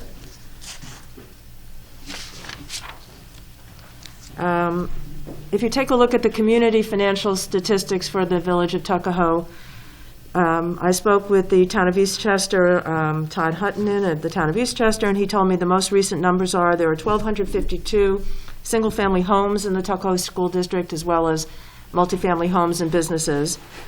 The total assessed value of all the Tuckahoe taxable property is $18,177,397, and the median, the typical home, the typical assessed value, single-family home in the village, in the school district, is $8,300. Other financial statistics, again, $8,300 for the median home. The 2021 school district tax rate is 1,595.98 per $1,000 of assessed value. So 2021 tax bill on a house with a median AV would be $13,247. Tuckahoe's current credit rating remains very strong at AA3, and it had a recent review by Moody's Investor Service when we recently went out into the capital markets. And I think if not for the pandemic, it might have even been increased, but for now it remains very strong at AA3. Interest rates, as everyone probably realizes, are at historical lows, which is not good for our revenue side, but is excellent on our debt side. How does a school district pay for a large capital project? A large-scale project of the nature that we're talking about, of close to $10 million, under $10 million, can't be accomplished in a single budget. It's just too much money to expend in 1 or 2 fiscal years. So school districts issue bonds to fund large capital improvement projects. This allows a district to borrow funds at an advantageous interest rate, and it maximizes New York State building aid, which for the district runs around 24%. so that if we're talking about a project slightly under $10 million, 24% of that would be reimbursed by the state over the life of, the anticipated life of the improvements in the project. So usually about 15, somewhere between 15 and 20 years. And that helps offset the cost to the taxpayer for the project. School districts may only borrow up to the amount of funds that are authorized by a voter-approved referendum. So if the voter approved a $9.9 million project, the district does not have any authorization to go over that amount of money. Should bids come out higher than that, we would have to reconsider the project or go back to the taxpayers and ask for additional authorization, but we can only borrow up to the amount that is approved by the taxpayers. So the proposed project cost of that's incorrect. We were changing to the last minute. It's a $9.9 million project. And so that first line just should have been corrected to $9.9 million. The next line is correct. In annual, the budget actually, the debt would be a $9.755 million bond. And that is because we can reduce the $9.9 million cost by $100,000 that is in our cafeteria fund, that we have in excess funds that have accumulated over time. We have been telling the state for many years now that we will be saving those funds to use for a capital improvement project, and we can only use that in the cafeteria itself. So we would obviously take those funds and use them to renovate, partially utilize them to renovate the cafeterias that we're discussing in this plan, as well as we have approximately $45,000 remaining from a New York State grant from many years ago called an Excel Fund grant. We would close out that grant by earmarking that toward this project as well to reduce the debt required for the project. So we would only need to borrow $9.755 million if we were to spend the entire proposed amount of the budget of this project. The net cost of the new debt after building aid is subtracted annually would be about $582,000, and the average cost for the median Tuckahoe home would be $266 over the life of the project. Here's what it looks like graphically. The bottom section in blue is our current outstanding debt, not including the current project that we're finishing or the one we're proposing. The bar sections above the blue in red, if you can see that, are the costs for the current bond as we're starting to take on debt service to pay for that bond. We've only really started paying for that in the last year or so, and that will go on for about 15 years out. We haven't even gone into long-term financing yet, but that's the anticipated amount. And it's actually a little bit lower than we had talked about previously when we proposed the first project because interest rates are so much lower now. And finally, on the top portion of this bar graph is a green section, and that would be the proposed new debt for this new project. And as you can see, so for about 5 years in the beginning of the repayment schedule for a new project, it would be, the cost would all be together on those projects, and then significant amount of debt falls off. And the cost for the new project and the current project would actually start to go below what we're currently paying now in debt as it goes forward through the 16 years. The next steps for this project is a discussion tonight by the Board of Ed to discuss the scope of the project, to get input, and to decide if they wish to approve a proposition to go as a bond referendum. If that is approved by the board tonight, then there will be community information and virtual town hall presentations to the public regarding the project to explain it and present it to the public. The idea at this point in time is to have a vote on this project, if it's approved tonight, by at the same date as the annual budget vote. It would be a separate proposition at the annual budget vote, and it would allow for both things to be done in one vote. And if it were approved by the public at that time, the next step would be preparation of detailed design and plans by the architect to flesh out specifics on the project and get a firmer idea of what the budget might be. submit that to New York State Education Department for review and approval, and then once that's received, go out to bid and start construction. Russ Davidson tells us that if this timeline works out to our advantage, we theoretically could begin construction on the Cottle Field relatively soon and have that possibly come into play earlier rather than later, so that the community and the students can take advantage of a completed field project. And that's the extent of my presentation, and now for the board.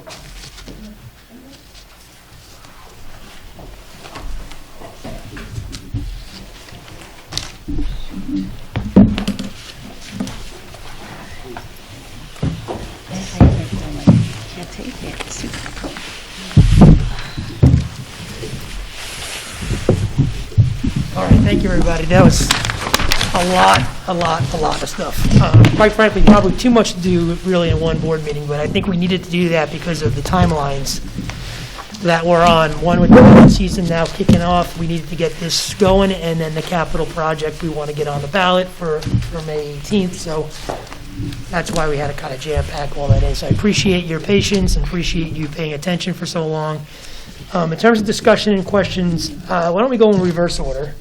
So we can get Russ out of here and edit these. I apologize for you having to sit through all of that. I think the order of those presentations made sense for our community, but I know that meant you had to sit through a pretty long time. So why don't we, if we have any questions or any discussion about the capital bond, or particularly any questions for Russ, why don't we start off with that? Yeah, I don't know if anybody has anything. Well, yeah, if you want to go up there, Russ, in case we need to speak. Just one clarification in terms of what we're voting on tonight is that the amount of the bond proposal that we're voting on is actually 9.8, right, Lee? 9.9, 9.9, right? Oh, no, I think, but so it is 9.9 exactly, right? So 9.9. Right. The project size is 9.9, Right. but the bond itself is authorized at 9.8 because we can subtract out 100,000. that cafeteria fund money. Right, and the one thing that wasn't reflected in there, and I think the real reason why your number was wrong on the slide, was we originally thought we could just take the 330,000 that's left over from the first bond and just subtract it off of the cost. But it turns out we can't do that. Do you want to explain that a little bit? Sure.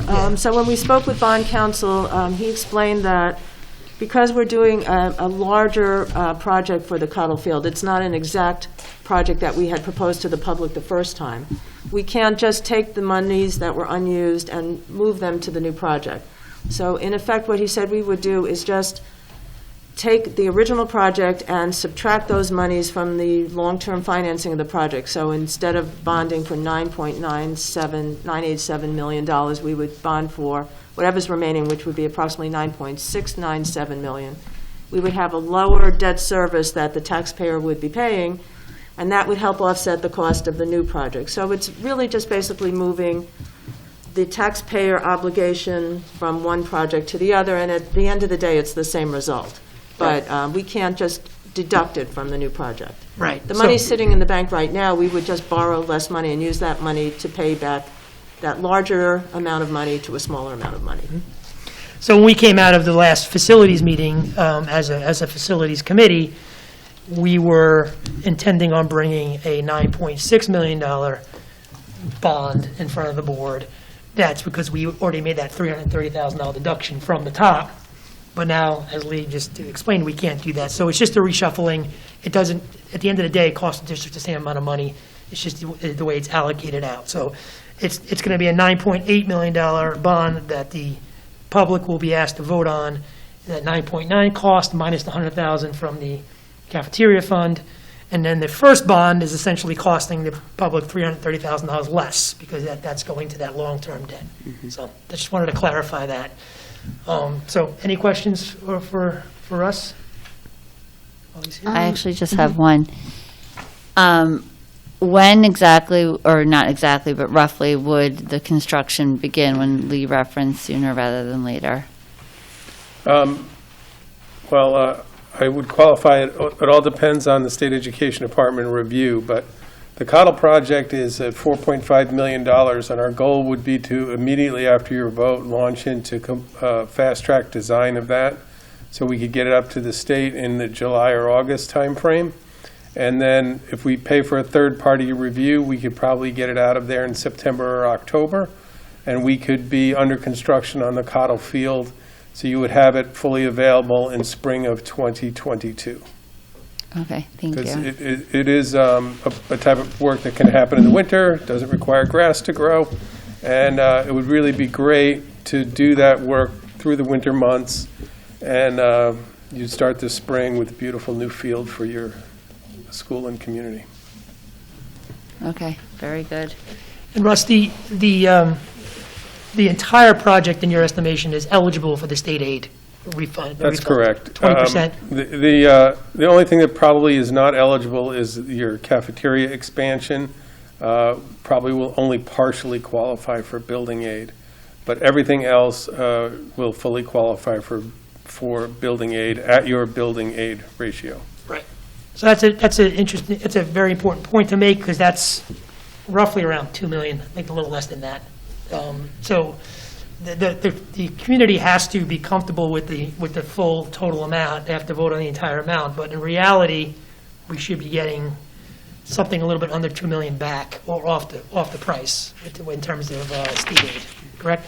Yeah, I mean, Lee's math I thought was very clear. It's somewhere around $7.5 million is really the local share that you finance over a long period of time, but you have to vote on the full number. Right, right.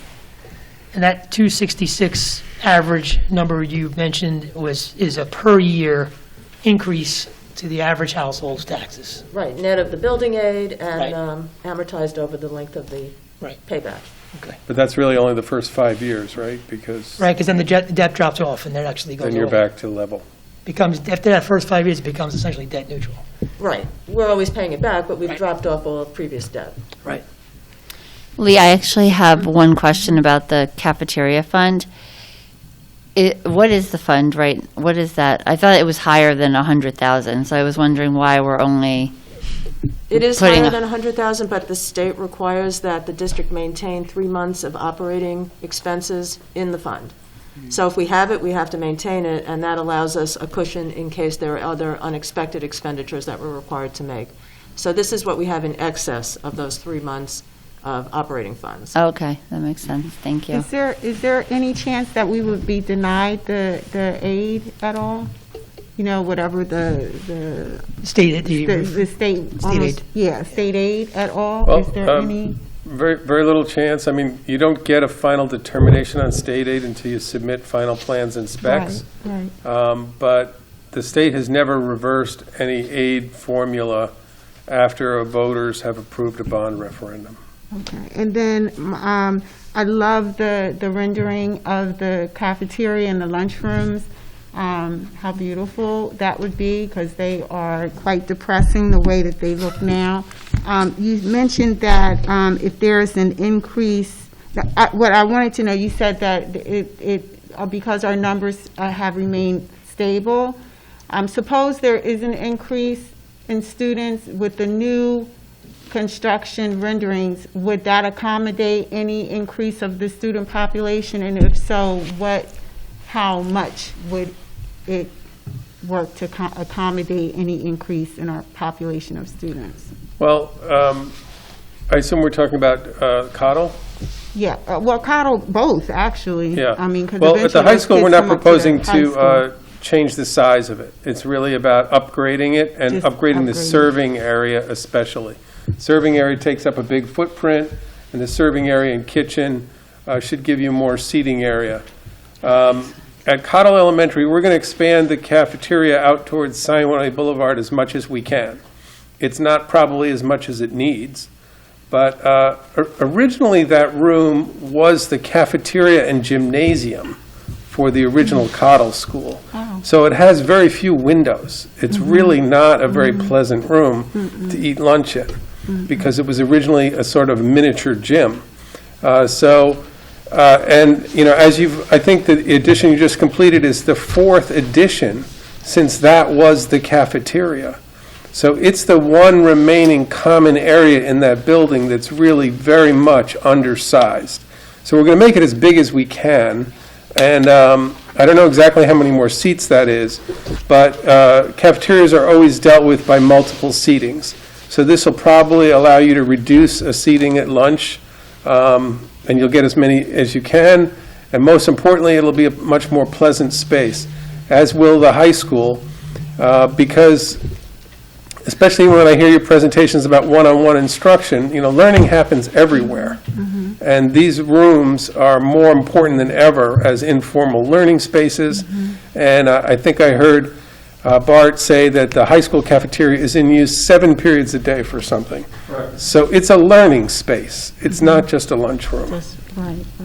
Thank you for clarifying that for anyone who may not have seen it as a multi-purpose room, or a space, rather. Yeah. Right. I'm actually glad that you mentioned about having the ability in the middle school, high school to add tables, because there is an issue of fitting enough kids in there. So I'm glad you mentioned that something is going to be reduced so that more kids have space to sit.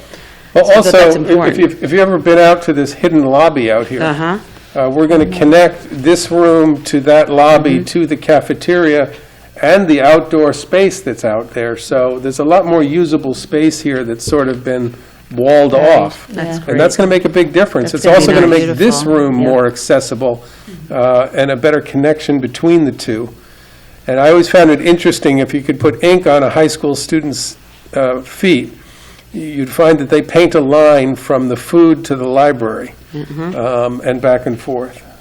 It's going to be nice. Yeah, I want to thank the facilities committee that we put together, that helped put this together. They were really, really good. One of the great things that came out of our meetings, Laura attest to, was one, the idea of adding some ventilation or improved ventilation was a big thing that came out of it. And also, our last meeting actually made the adjustment. We were originally going to do a renovation of the library and the cafeteria at Cottle, but it wouldn't add any space. And one of the things that came through was how important additional space was at the Cottle cafeteria. So we instead tried to put all the resources to that so we can expand it out and get more square footage in there. So just example of the good work that came out of that facilities meeting, I think. So I think just to piggyback on Pete, I also want to thank, it was a collaboration and a lot of great people in our community who work in the industry and have real sort of specific input to give us. So that was thank you to all of them. One of the things that you did also mention at the meeting that might be also good to bring out is the timing. So we're going out, and you were saying that this timeline could also be good in getting when you go out to contract, right, getting the bids. So that's also why the board sort of wanted to, and I go tonight was really long, but if we move along in this timeline, can you just reference the advantages of that? Yeah, well, we track the construction economy, because we're always budgeting and we're always estimating. For the first time in 14 years, construction pricing in January of this year was lower than the previous year. So that's pretty remarkable to see. Despite the materials shortages caused by the pandemic, overall construction pricing was down. And we witnessed this in publicly bidding school project in Greenberg, where we had 35 bidders for a $4 million project, similar to what your Cottle bid project will be. And the bids were 18% below budget. So you're in a unique time where if we can get to market quickly, construction pricing is favorable, and your cost to borrow money is at a historic low. Thank you. And I think that when you look at that field, that's our centerpiece, right? That's what kind of started us moving this project. But when you look back at what the original, and back in the day when they had the first bond, and you look at the spaces in the middle school and the middle and high school that were not done, where kids are shoulder to shoulder, some are on the floor. I mean, the cafeteria is way too small, and we can maximize that space, as well as just giving the students and the community, spaces that can be used all year round. That Cottle field is atrocious. It's an eyesore, and it's unsafe as far as playing sports. I mean, kids can play recess, but when you get out there with teams, there's, so I think that the proposal, I'm excited for it. I hope that the community, that we can have conversations about what it is that we're, the vision, and thank you for all your Yeah, and I'll just say too, like I said it last time, but I think it's worth saying again, like I really feel strongly that there's once again no fluff in this at all. I mean, everything in here is, I think, important things to do. And you touched on it in your presentation. It's not as sort of attractive or gets the people as excited, but the infrastructure work is really, there's a lot of it needs to be done. It really needs to be done, and it will over time save us money with maintenance and repair and things of that nature. So I think we feel, the entire facilities committee included, like everything in this project is really, really necessary and needed, and will immediately impact the quality of the day for our students. Right. That safety thing you brought up too, the entry, I don't know if you mentioned that too, or that Yep, you got a keyless entry on every classroom door in the middle school, high school, on every exterior door. Right, like we have a Cottle already. And the ventilation is huge in that you're going to update, rooms that relied on a window for fresh air to have mechanically filtered fresh air, and in the case of the middle school, high school, air conditioned. So it's going to make for a healthier and more pleasant building. Okay. Anybody in the audience have any questions for us before we let them go? No? Thank you. I think you're good. Thank you, Russ. Thank you. All right, so now we can just switch back now to the budget and the curriculum presentation. If anybody has any questions or comments about that, why don't we just go around on that? Cynthia, you want to start us off? You have anything for that? I don't really have many questions about the curriculum. I'm just excited to see that there's actually so much in there that's really going directly towards students and really not cuts. So I'm just really excited for the first time in a very long time that there's so much in there for kids, and excited to see what's to come. All right, great. Therese?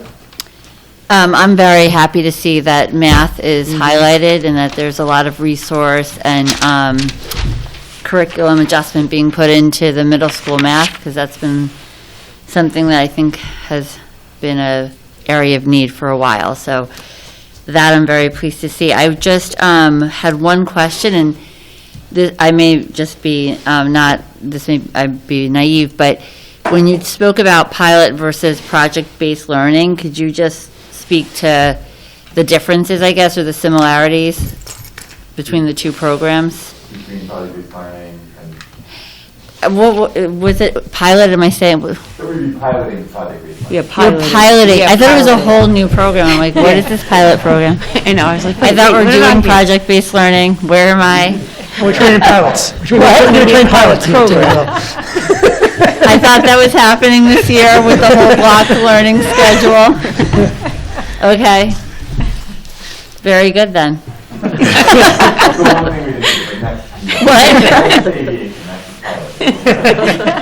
Okay, you got to break it down. It's late for me. I was sitting there like, I need coffee. And a space heater. Yeah. I'm going to, you finish. Don't you think that's enough? I think that's so the project-based learning, I do have a question. So the Buck Institute that you mentioned, maybe you could speak a little bit specifically about what, so for example, you mentioned the entrepreneur, and we saw Ms. Case give her presentation. Is she working with the Buck Institute? Is that sort of, when we talk about project-based learning, what classes are they directly or sort of assisting us with, I guess? Hey, Mr. King, can I bother you to go to the podium, just because I want to make sure everybody at home can hear you, because if you're not in a microphone, they're not going to be able to hear you. I'm sorry about that.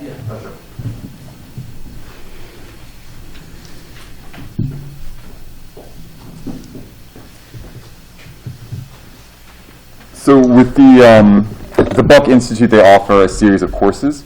So we would get teachers that were interested in learning more about project-based learning. Ms. Case would be an excellent example. She's got a great course for it. And the PBL Works series of workshops introduce the basic tenets of project-based learning, and then how to develop the lessons, how to measure them, And then at the end of the 3-day workshop, you actually have one unit that can be a seed unit for additional projects. Okay. So Ms. Case would be a perfect candidate for those courses. Okay, so it's really the Buck Institute is is continuing education, or it's professional development. Correct. And resources and supplies, yeah. And the Envisions, thank you for working on the math in middle school. Is the teacher, I didn't hear anything about when you bring it, are teachers being trained maybe over the summer in it that have not had it yet? The costs are inclusive of included in PD. that? Okay. Yes. And then when you're, I guess, when you're differentiating, you mentioned that also, how does it do that?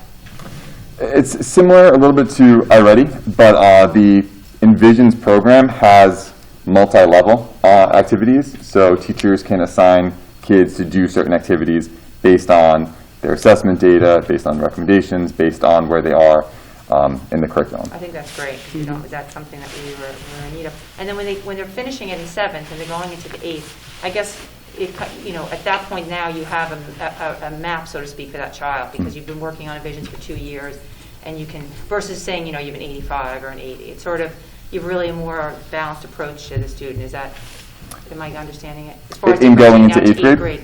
Yeah, because 8th grade was always that, it was always sort of around, are you in the higher class or the lower class? And it was really around grade point. It wasn't really, do you know what I mean? Yeah, it will become, Envisions will be a piece of that puzzle. We'll be looking at the whole student, but we think, by going toward a program that matches what they're doing at the elementary school, it will create a profile of a student that is goes back quite a distance, because it'll be a consistent bridge from 5th grade. And does the AIS, and one last question on the math, does the AIS go into 8th grade? So let's say you have a math student that gets into the accelerated, they would continue, let's say if they needed it, they would get the support in 8th grade also. Is that? I think we'd have to look at that. I was just wondering, because you talked about that a little bit. That's pretty much, that's my questions on the math. I had one question for Lee, sorry. Could you just, this is just, I'm a little naive with these terminology, the contractual expenses, because you had, what are the, when you have a line item of contractual expenses, could you just define that for me?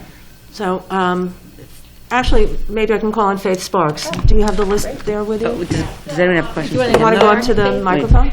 And I want to thank, by the way, Faith Sparks for all her assistance in putting the budget together. So I neglected to do that before. Thank you, Faith. I actually have a question. Does the community and the staff know Mrs. Cacase's background? I was impressed with it listening to the presentation, and I had a couple of people just randomly say to me, the art teacher's teaching entrepreneurial, and I was like, I have no idea. Number one, but number two, it does sound weird, but she's clearly such an awesome fit for it with her background, and if there's a way we can, I guess, communicate that to the student body and the parents. Sure, and all of these presentations, the strategic plan, all of the budget presentations are on our website. And Mrs. Case, what you presented, I think that everybody can really click on and see it. So, great. All of these will, so far, will be on our website. Yeah, I thought it People was should- great how the presentation was put together, like incorporating those videos and things. It made it much more, I guess, involved in things like that, so it was great. Hi. Okay, so to answer your question, that line contractual is, it's our contract obligations, so it does include like legal fees. It also includes non-supplies and materials, so utilities are in there, dues, subscriptions, professional development is also in there. So it's not personnel, it's not for No, there was a separate Okay. line Yeah, for that's salaries, yeah. And then also I have, this is my last question, I promise. Where was it? Sorry, I lost my. It also, I'm sorry, it also did not include contract transportation. That was listed out separately. So it's just everything that's like a contractor cost. Okay. And then we mentioned federal aid, and this could be, I don't know, you may or may not know the answer to this, but in part of it, we mentioned federal aid, and we talked about summer. With that money, do you think, and I know this is sort of also, you're waiting for the state to let us know that, but do you think that that would help kids this summer who have had a gap and need help? Yeah, I could answer Yeah. that. So, first of all, we do have some money in the budget for, not as much as we would like to have, because we, just didn't want to explode the budget. But we know our students, just like last summer, because of learning loss, because of hybrid instruction, and even because of anxiety, we know that this has been a hard year. So we put $10,000 towards our budget, but we are part of the American Rescue Plan Act is for learning loss over the summer. As part of it, that has to be given towards that, and we would definitely use that to enhance what we're already planning to do this summer. And we're very hopeful. I mean, a lot of money is coming to New York schools. How do we measure that? How do we pick who gets it, who doesn't? Oh, so what we do is we have through our assessment system and through our principals, we know who's getting, first, like last summer, most of the special education kids who didn't have summer school, because we know that they're more intensive, they were offered that. We also had kids who were getting Tier 2 intervention, so those students that are getting help but not classified yet, those are the types of kids that would get the intervention. And then by using iReady, we would have an assessment of where they are, and we would be able to track their success over the summer and change our interventions. And would that be like in school, or how would that work? They come into school in the summer? Well, we were looking at that. We actually found it very helpful. Sometimes the remote learning is not, if it's very short term, because a lot of kids did not want to come in. We found we had great participation by offering students pockets of help where they didn't have to spend the whole day, and they could just have very small groups with the instructor. And we're thinking of repeating that for this summer. Of course, we'll have regular in-person summer school for students who qualify. And that would be for K to 12 or just? So we're looking at that right now, depending upon what we get from the federal government, really K to 8. Because for the high school students, we're really going to have to look at credit recovery or summer school, because it's credit-based for those students. But if we get an influx of money, we could also be more flexible with that. I had, Laura, did you have anything else? No, go ahead. I might jump back in. No, good, I'm good. Okay. I was just curious, with the reduction of the library staff, what does that look like for them? They just go down, they leave at a certain time? Are they being assigned to do something else? Yeah, so right now we're using a teaching assistant in that position. We are also, because we're infusing so much ELA into the elementary school, but they will talk about it next week, with Newslia and all of the other programs and what we do in the STEAM lab, we do have other media type of and literacy programs for students to access. And we are focusing on literacy in a different way right now in the elementary school. And we also feel that the novel study program will be something that will be a big infusion into students really reading different types of texts and seeing themselves in their texts. I see. And then the aides that were hired for this time, they're done. They just won't, we won't be keeping them to use them in other ways, no. Well, we became very creative over this time period, and we really, our goal was to bring students, especially in Cottle, for in-person learning. So we looked at our aid staff, saw where we can actually repurpose them, but also we hired a lot of people so that we could do what we needed to do. But we always knew that, we were hoping that we'd go back to regular in-person learning and not need that number of staff. People did a great job, but we really have to look at the budget and what the needs are, and we prioritized in that way. And really, it was great, and I thank everybody who put that together. But now, hopefully, and I'm sure even with the 3 feet, that we wouldn't need that kind of staffing that we put together this year. Right. I love the book. I like myself. Because I'm me. Me is who I want to be. See, I love the book. Those are our students reading those books to our Cottle kids. I mean, that was an amazing project. Yeah, that's like one of my favorite children's books. I have it now, and I love to read it. It's awesome. I know it by heart almost. And the block scheduling. Just a little bit, would it look, I know you're still thinking about that, but what are you thinking about? Are you thinking about keeping it very similar to what we are doing now?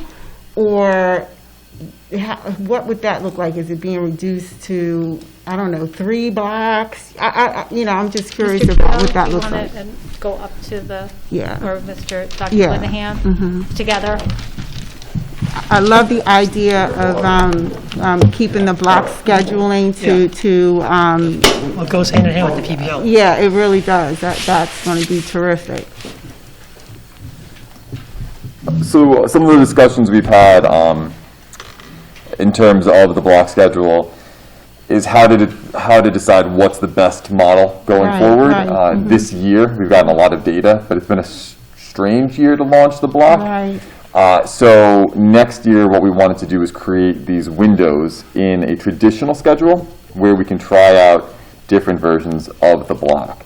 There's a lot of research out there about different time lengths for periods, about different coordinations for them, the contracts, all those things that we need to work within. So we'd like to create different iterations, try them out, and then make a decision based on the data from this year and then next year's pilot schedules.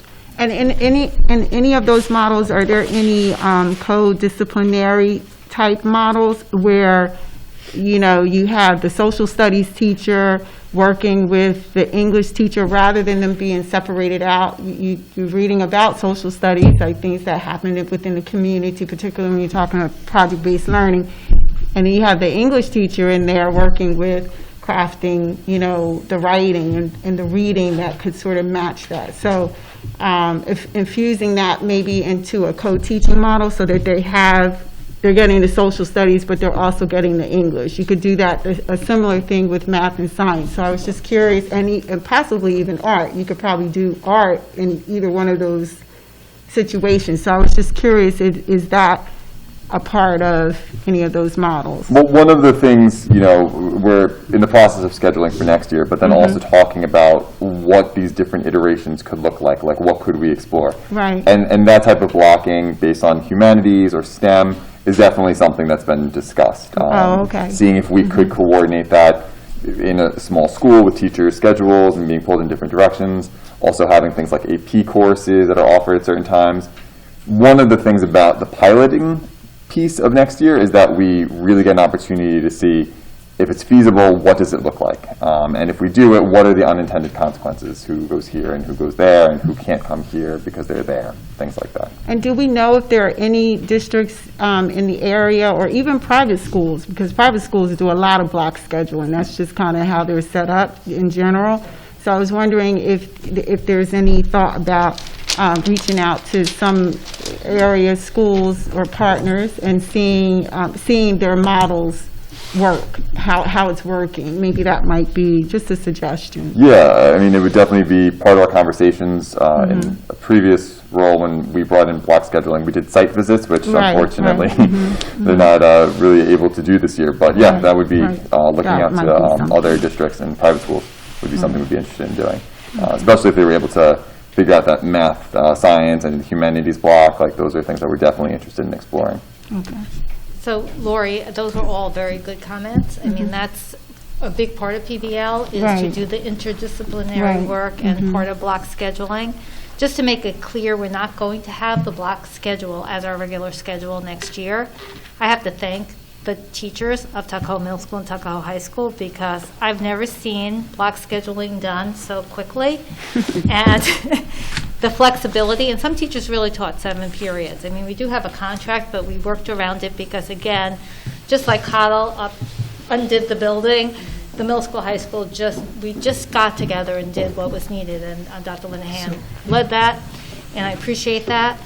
But we are going to now do a more conscientious, not that we weren't before, but a real study of how to do it, working with the Bucks Institute, also site visits, and also putting it into our schedule. We know we can do it, but we're going to go to a regular schedule and then have blocks of blocks. Yeah. I love the idea of site visits because I do know there are schools in the area, to Lori's point, and I think, why reinvent? If it's working, try to see if it matches our population, the size of our school. I just wanted to, this is a little on the topic, but just came into mind, because I know we've talked about this before, when you're making the schedules up. Some of the schools, I know what they do when a student, for example, is on a team, varsity or JV or whatever, in the high school specifically, that for gym they can do study, they can do other things. And I know that it came up, is that something that we've ever discussed, Dr. Lenhan? Yeah, we've explored that, and the downside is supervision.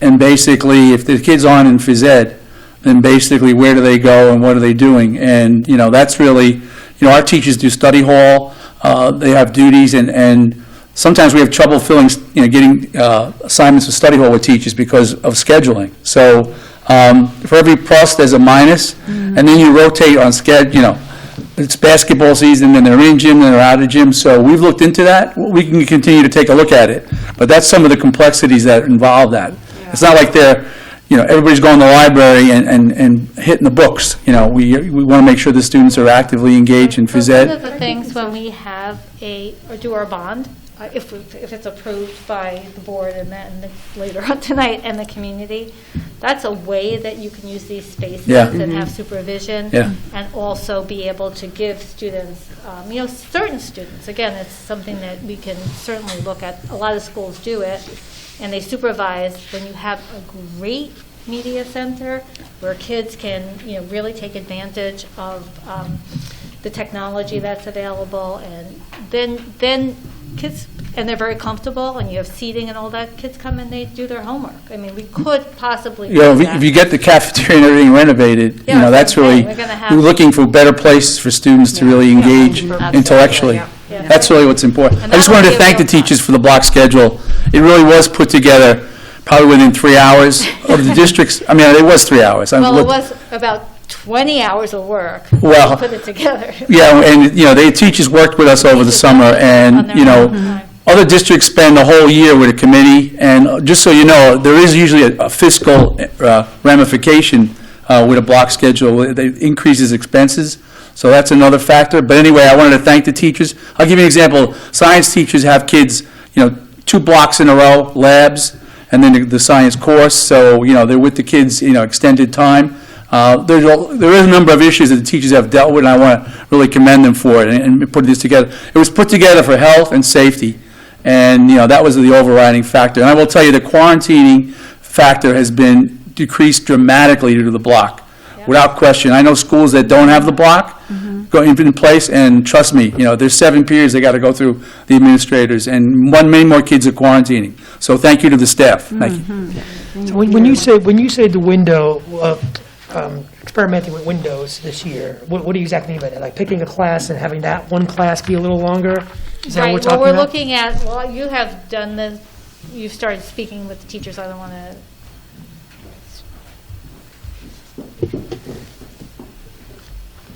With the committee, we talked about creating like a week or two where we would run a specific schedule model. So maybe toward the end of the first quarter, 1 week or 2 week window where we're doing block version A, where maybe they're when you say window, you mean window of time, is what you're saying? Like a window of time in the semester where you're going to try it out. Okay. Correct.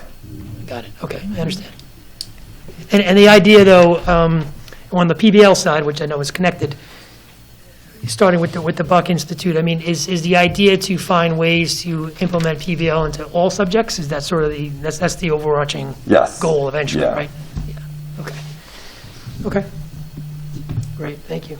And the iReady piece, that, again, I think I asked this once before, but the goal with that is to have iReady for a student throughout their entire K through 12 career, correct? Or is it just K through 8? K through 8. Yeah, we're required to do benchmarking as per state regulations, but iReady does that and also provides the diagnostic and intervention supports. Okay. So it would follow them from K through 8. And essentially, it's basically tracking their progress. It's data-driven way to track their progress. And you mentioned presenting on that in sometime in the future. I wonder, is it, maybe you're already thinking this, but is there a way that you could sort of show us an example, like a fictitious student's iReady profile? Sure. Kind of see what it looks like? I'd be interested to see how that looks. Yeah, we just did a training on it today with the middle school, and we're really excited about it. All right, great. Thank you. Laura, do you have anything else, by the way? For the summer program, just back to that, for those students who may need it. Okay, so it's great that we're doing it for those kids who need some intervention. Is there anything in place for kids who are working above, excelling in grades? Is there any enrichment or anything built into that summer thinking, or is it Not yet, but. Not yet, okay. It really is focusing on kids that need the their support. intervention, but a big part of iReady too, just so that you know, is enrichment. So we really want to make sure as we track students and their progress, and any student can, kids change a lot, and parents need to realize that your child could be struggling in second grade, and then by fourth grade, they're excelling. And we want to make sure that there's those avenues, all the way through a student's career, and that we don't block them into, oh, you're this student or you're that student. But as we track and change our instruction, that everybody can excel. And kids who are already excelling, we want to make sure that we are offering them higher level work and differentiating more. And iReady does do that. Yeah, because it's not just to track the kids that are struggling, it's to track all kids. Right, exactly. And see that, make sure they're all progressing, they're all sort of moving in the right direction. And not pigeonholing anybody, just really really individualizing. Okay.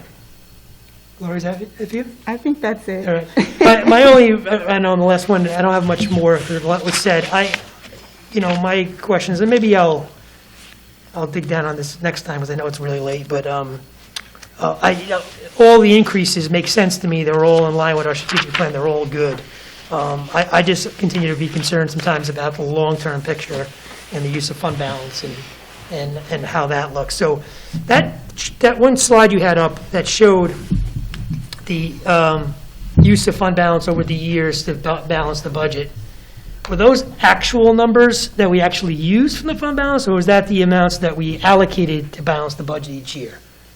It showed the appropriated fund. Appropriated. Right, so what we do is we have the estimated appropriation, and then at the end of the year, we see if we actually need it. So the slide I had in the past, and I'll bring that slide next time, if you'd like to see that. So that would show what we actually used, which in many years was much less than we thought we had to appropriate. Right, exactly. But what I guess my concern is that this year, the 2.1 million that we have allocated to fill the gap this year, I have a sense we're probably going to use much of that. For 2021? Yeah. Yeah, we're concerned that we will, although we're starting to hear that some of the things we worried about, like the take-back of state aid, may not actually happen. Right. So this is all breaking news as we speak, but hopefully by the next board meeting, we can have a better handle on it. We can give you a projection for year-end and show you what the fund balance is. That's really what I like to see, because, I guess, if we were to use the entire 2.1 million that's set or earmarked for this year, do we have the 2.4 for next year? We would. We would. It would start to really drop down. Right, and then after that, if we used all that, we really don't have much unallocated fund balance left. We have fund balance in other long-term funds, but not in the unallocated piece. Which is why, over the long term, the goal is to start bringing down that unappropriated fund balance usage to balance the budget. Right. And this year is not a year that we can do that easily, but there is a hope that going forward we would be able to.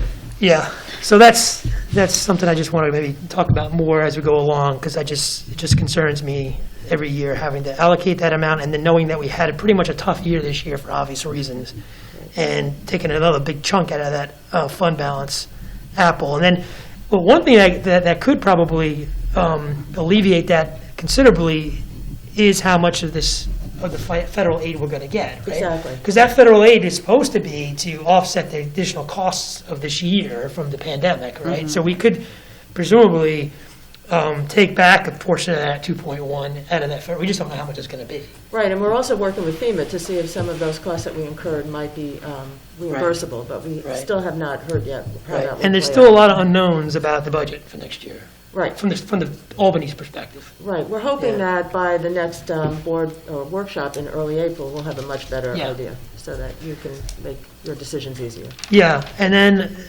I guess it's minor in comparison to the entire proposed budget, but with the pending capital improvement project, and I know we also talked about doing another energy performance plan, which we didn't mention tonight, but with all that sort of on the cusp, is it necessary in your mind to allocate $200,000 to capital fund if we're doing all this work? Because a lot of the infrastructure work we're going to be doing in this bond project Is that still a good number, or is that something we should consider lowering a little bit? You could consider lowering it, but, and I didn't go into detail on the projects that we had anticipated to use. It's in the slide, but I can go into more detail next time. Both I and Faith as well feel that it's a good way to take care of smaller projects that wouldn't normally make it into a capital project, which we have quite a few in this building and the other building. And I can go into more detail as to what that might be. And is that part in there, in your mind, is that also the auditorium seating, flooring? The auditorium seating, the cottle, flooring. which does need to be done, yeah. Right. Okay, Of that so maybe nature. it's not, Small yeah. pipe repairs and heating repairs, that Right. wouldn't be part of the big infrastructure projects. Right, okay. All right, good. I mean, that's my only concern going forward, and I'll continue to talk about it, is just, really, I'm really just concerned with the long-term picture.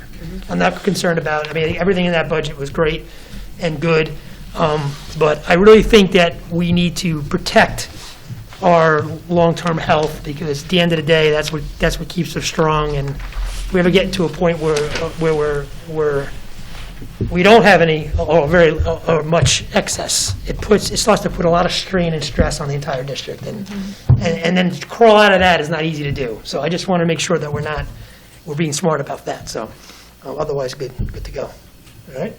Anything else? All right. Well, so we don't have to sleep here tonight.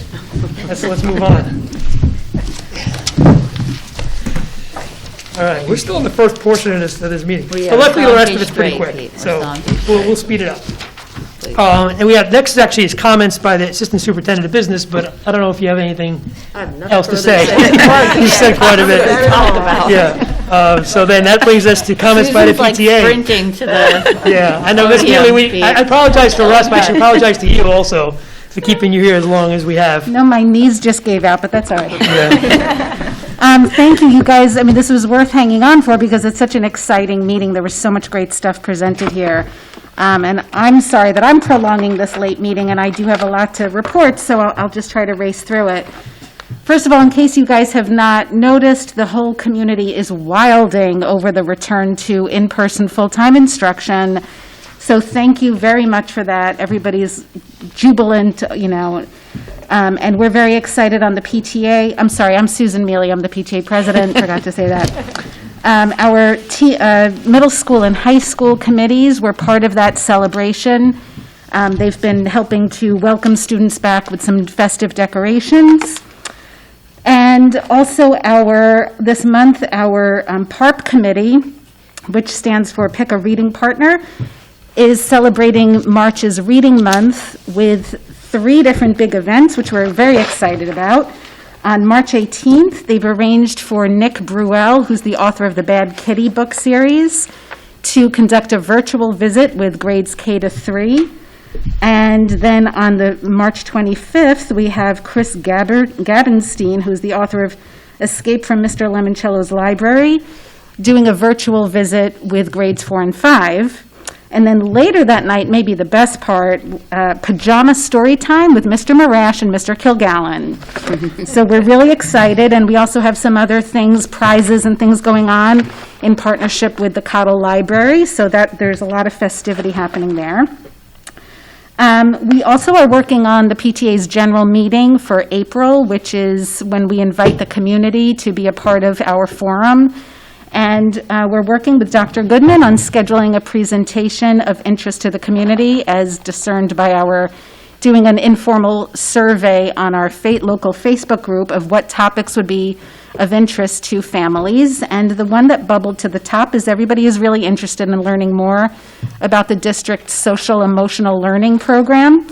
So we are working out a date for sometime in April where we are inviting a guest speaker from the Rethink program to explain how that platform works. So stay tuned for that.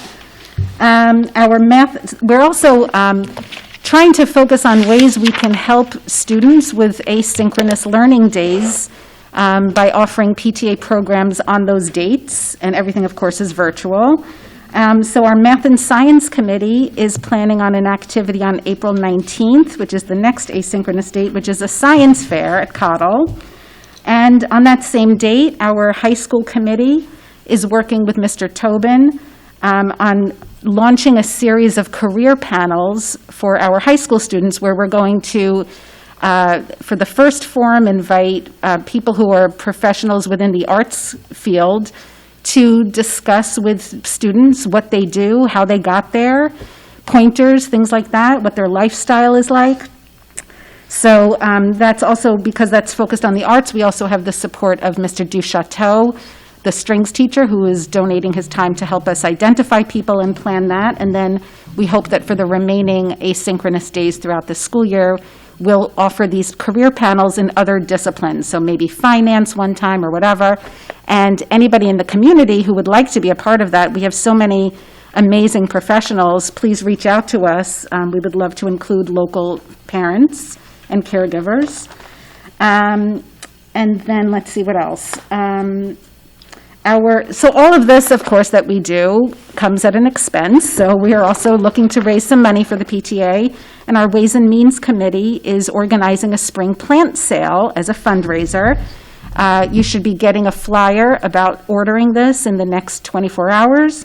And the deadline for ordering is April 7th, but we do have limited supplies and may sell out before then. So we ask everybody not to delay. These are plans for the outdoors, your pots and da-da-da, and it's all lovely. And we will have a contactless delivery date the weekend of May 1st. And thank Dr. Goodman for authorizing our use of the middle school, high school parking lot for that purpose. And also, it's not too late to become a member of the PTA and support us that way as well. We're very excited. We had our board meeting this past week, and we are adding a new committee starting with the next school year, which is the Diversity and Inclusion Committee, or Diversity and Equity Committee. I forget what we called it. But the idea is that we are going to dedicate a committee to focus on that important topic that already has been getting some attention within the district, and more to come on that announcement. I think that pretty much covers our events for the month, but one thing I want to shift gears on just a smidge is to talk about the PTA's role in advocating for services. And one thing that I want to go to bat for, I know it's not a hard sell because I know you guys already appreciate the importance of this. But Dr. Goodman, you made a great comment tonight that I wrote down when you were presenting the budget. You said the budget reflects a community's values. And there's one community value that we really, really, really need focused on, which is the restoration of task. I know you know this, but I just feel it's worth reiterating and underscoring that the community really needs task back. It's a financial hardship for many families to have to pay for private childcare.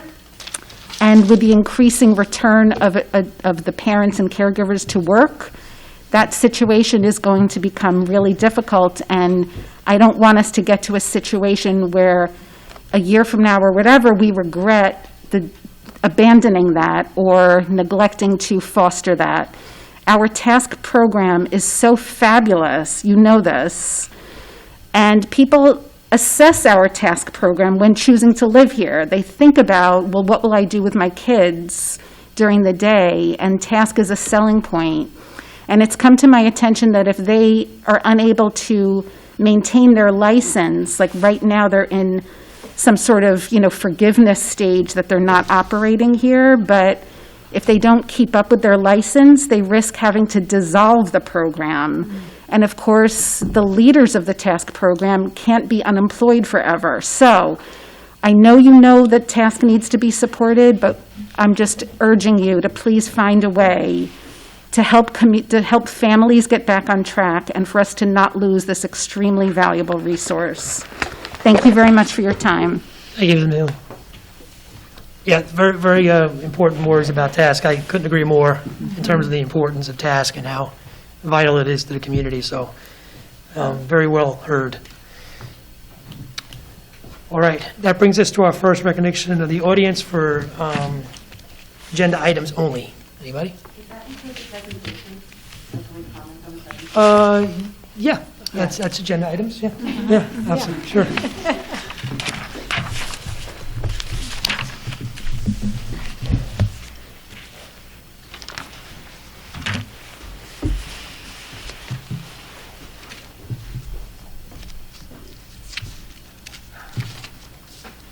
Sorry, it took me a second to get up here.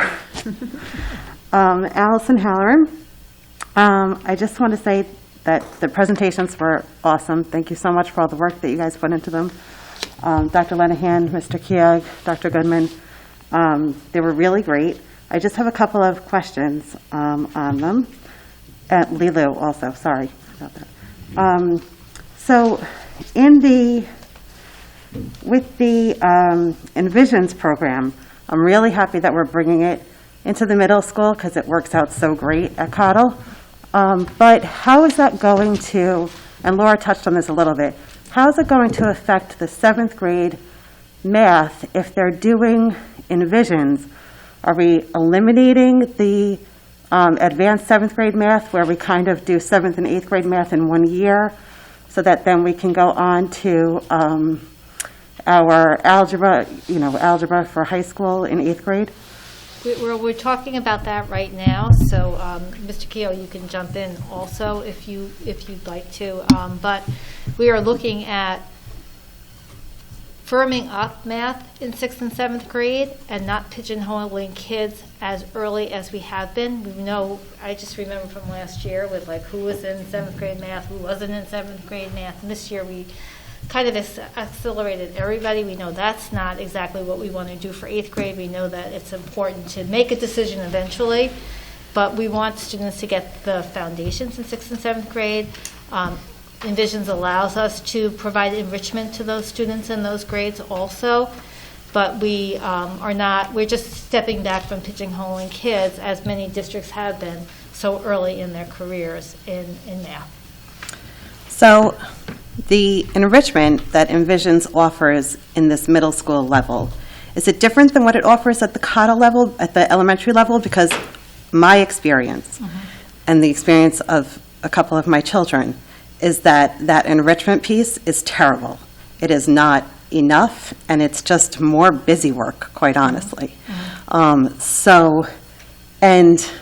the accelerated math and the advanced math 7, and certainly the ability to go into math 8 is kind of a point for kids who are good at math to be like, oh, I'm finally getting what I need. And so you say pigeonholing, and I say finally getting what makes you succeed. I don't really feel like it's pigeonholing. I feel like it's... I'm not saying that, but I'm also saying that lots of schools do not make the decision. I mean, even some schools have not even, they haven't advanced kids even in 8th grade. So it's early on to advance kids in 7th grade in math, usually. This year, we have worked with the math teachers and looked at how we can make sure that, having dealt with so many kids in my career, and even having my own kids, it didn't always make sense to make decisions about kids that could end up really being great in math so early, especially girls in particular, and and even kids that look like that they're lagging at some point, but they really can catch up with the right programs. But certainly there are kids who are consistently throughout all these years always doing really, really well. And is the Envisions extra busy work all we're going to offer them? That's just my concern. Is that all we're going to offer them? We'll look at that. Mr. Keogh, if you can look at the Envisions and what we're using at Cottle and what we could use at the middle school, high school, and middle school, really. Also, with the math lab, we're increasing that, but that is another area where, what is the plan to increase that? Is that just to give kids more help? Is it to maybe offer some enrichment for kids that don't need that help but are in that class? Again, if you're in math lab and you don't need help with math, it's a very frustrating class to be in. We have talked about that, about how we're going to use math lab, even how we're using it in 6th grade, because not everybody needs the same thing in math. So we are looking at who needs help, who doesn't, which parts of the curriculum we get to appropriately. So that's something that's being Yeah, I looked think at. it's a valid point that Allison mentions, because we used to have math lab, and I do know that for the kids, it would be geared towards kids who needed the intervention versus those kids who, like you said, who might be more advanced that could use the enrichment. And those kids who were in there were like, yeah, why am I here? It was a waste of their time. So I guess It's in very looking for the frustrating lab, for the make sixth sure graders who it's- don't need the help. It's extremely frustrating. Okay. And it actually wasn't until last week that I found out my child didn't even have to be in there, and that he would have the opportunity to go into his electives instead. Maybe even making that known, we've wasted 3/4 of a year being in a class that was frustrating instead of doing something that was enriching and interesting. Thank you. So that's just my concern about Math Lab, and, just not, yes, a lot of children need the help, but there are also those that don't, and we have to focus on everybody. The block scheduling, most of my question was answered with that, but just to be clear, because it was a little bit confusing between the two things, we are only looking at small, like week-long periods of the pilot program, correct? Okay. And I would just like to ask that we try not to pilot that in the 11th and 12th grade classes when grades are so important.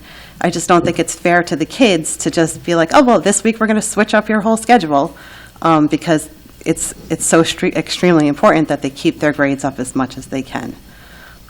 Maybe to do it in younger grades where their scores are not as important. The entrepreneurial class, I'm really excited about. Thank you so much for putting that into the budget, for adding something, for an elective that is not just fluff, that really gives the kids a different way to think. We had already signed up for it during our junior meeting, but I do have to say, it was like, what is that class? And the answer was, it's just a class where they're going to teach kids about running a business. Had I seen that presentation, I mean, that's like a total sell, even to the student, and that's not necessarily what's coming through. But it's a great class. Thanks for putting it in. Thank you for putting it together. Even the architecture class, just great ways for the kids to fill up their schedules as they get older, and their core classes are dropping off because they've completed them. They're great ways to make the kids think differently, and I really appreciate it. Last thing, and maybe I missed this through the course of the year, although I don't think I did, but maybe I did because I didn't really hear any mention of it. We do still have several positions that are filled with interns right now, or people that we know are leaving, that are kind of high-level. Our business official, Miss Lou, is still retiring, correct? Okay. So she's leaving. Our assistant principal for student services is an interim. Our special ed director is still part-time interim, right? So those positions, the budget just didn't really reflect that we have these openings. Are we just like flat paying them? Is there an opportunity to decrease pay where maybe we could lower the budget a little bit, or? The budget, the budget does reflect those positions. We have those positions in the budget. We have advertised for them. We're up to finalists for, like the special education director. I'm interviewing finalists tomorrow, actually. So we want to get the best quality of candidate. So we're bringing the budget forward. We may save some money because we may, again, get somebody who's less experienced, who's, happy to get that position. And, some of what we pay, as great as some people are, is like we will, probably have some savings there. I'm not sure how great it will be. But. And even Miss Lou's position, we redesigned last we year. We recalibrated that position for, when you came out of retirement the first time. For a CSEA position instead of an assistant superintendent. It's just when we talked about staffing, it was, there's not much change, and yeah, number-wise there's not, but I just thought maybe I had missed that those positions were filled, or that we're working on filling them. Okay. And like the last-minute teachers and stuff that we just kind of filled because school was starting and people had retired. Those are still, so there are advertisements for positions that are the open positions, and, we go through the process. We have teams and all that. We're not increasing or decreasing. We're bringing that over. There were some last-minute retirements and all of that. That's true. But we are actively looking for all of those positions. We are looking for every open position that we have, that we didn't put a full-time, probationary teacher in. Okay. Okay, that's it. Thank you. Alice, I just real quick, the courses that you mentioned, that the guidance, when you were talking about the description. Yes. I know when I got it, at the Google form, I don't know if you saw that, but underneath it had a really long, actually what was on the screen tonight, each course had a very nice, long description, which helped me actually pick it with my son. So we did not get that. Oh, well, and maybe because you had your meeting. That's right, why. we had our meeting, Okay. our junior meeting, and Yeah. it going over the courses. We did Just not wanted get to that. clarify that, because if any parents out there, they're very good, long descriptions of the course, so.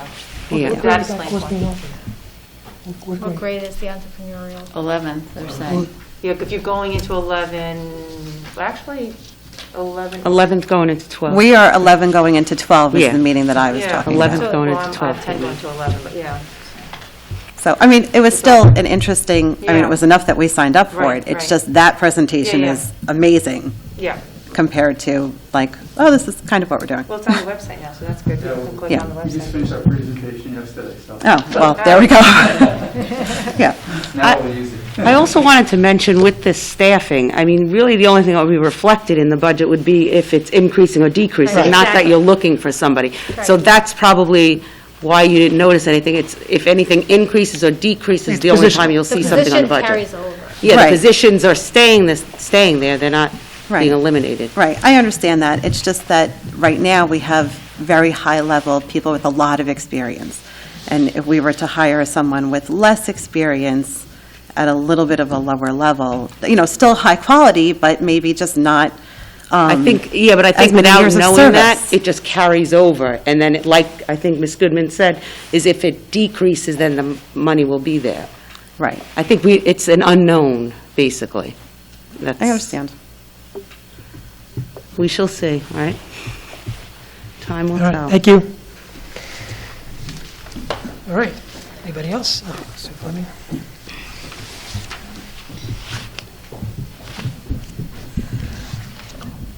Hi, Sue Fleming. Thank you, everyone.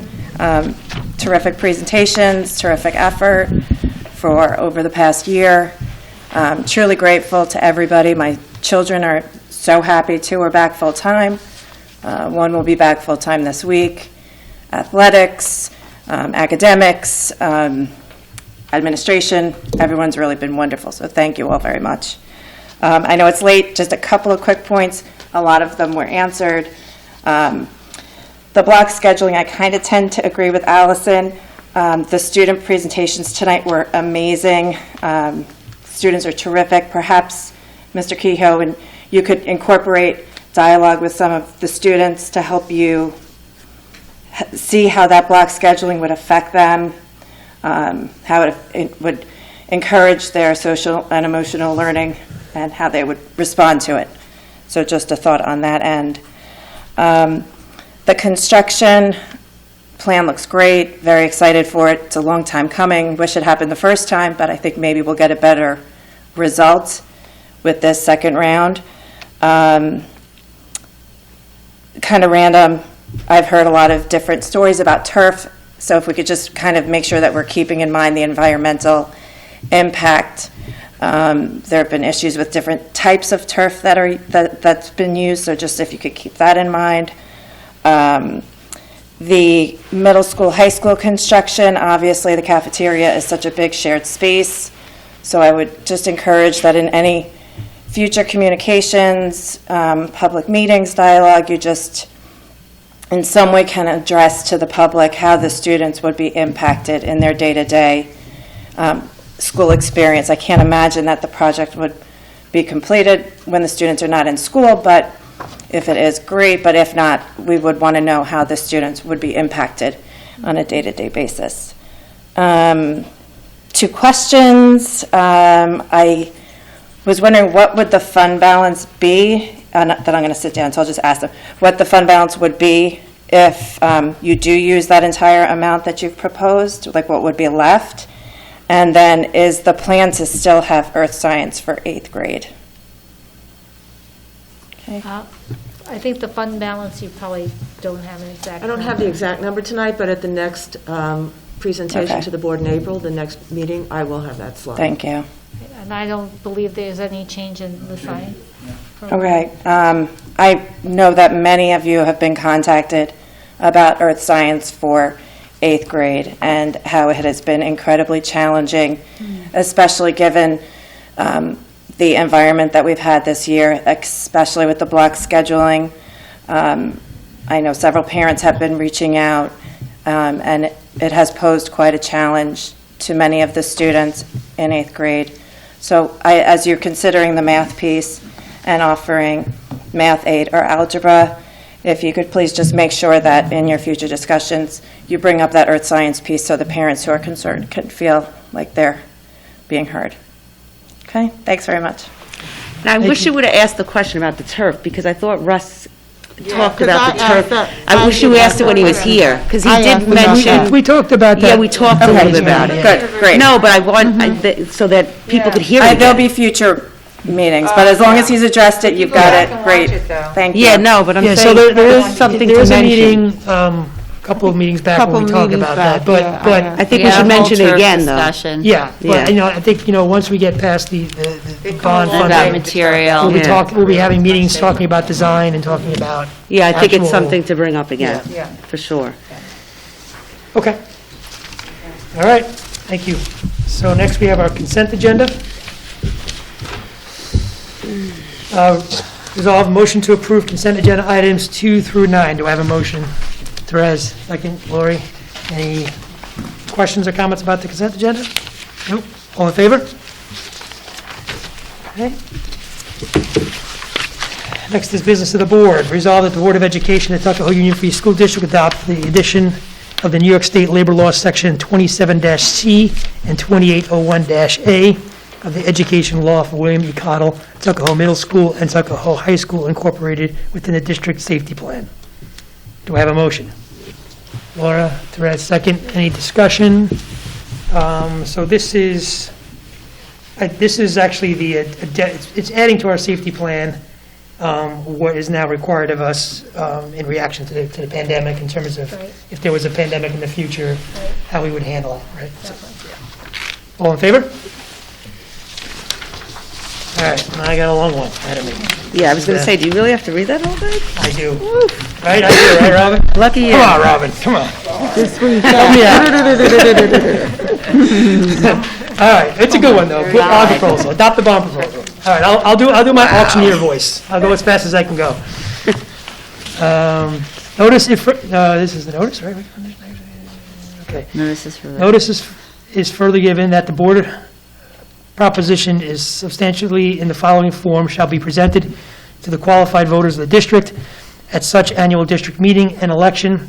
Bond proposition resolved that the Board of Education, the Tuckahoe Union Free School District in the County of Westchester, New York, is hereby authorized to construct alterations and improvements to all district school buildings and/or sites referred to as the project, substantially as described in the plan prepared by the district with the assistance of KG&D Architects. The plan is on file and available for public inspection at the office of the district clerk.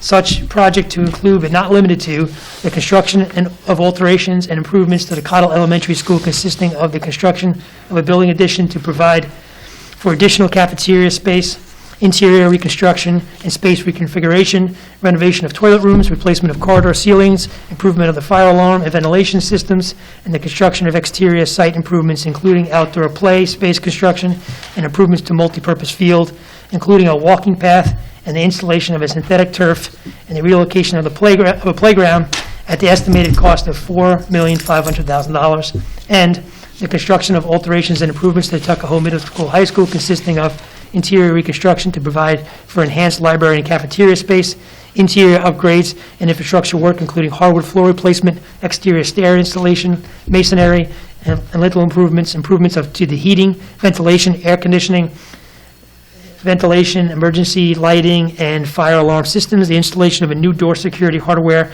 and the installation of toilet exhaust fans at the estimated cost of $5,400,000.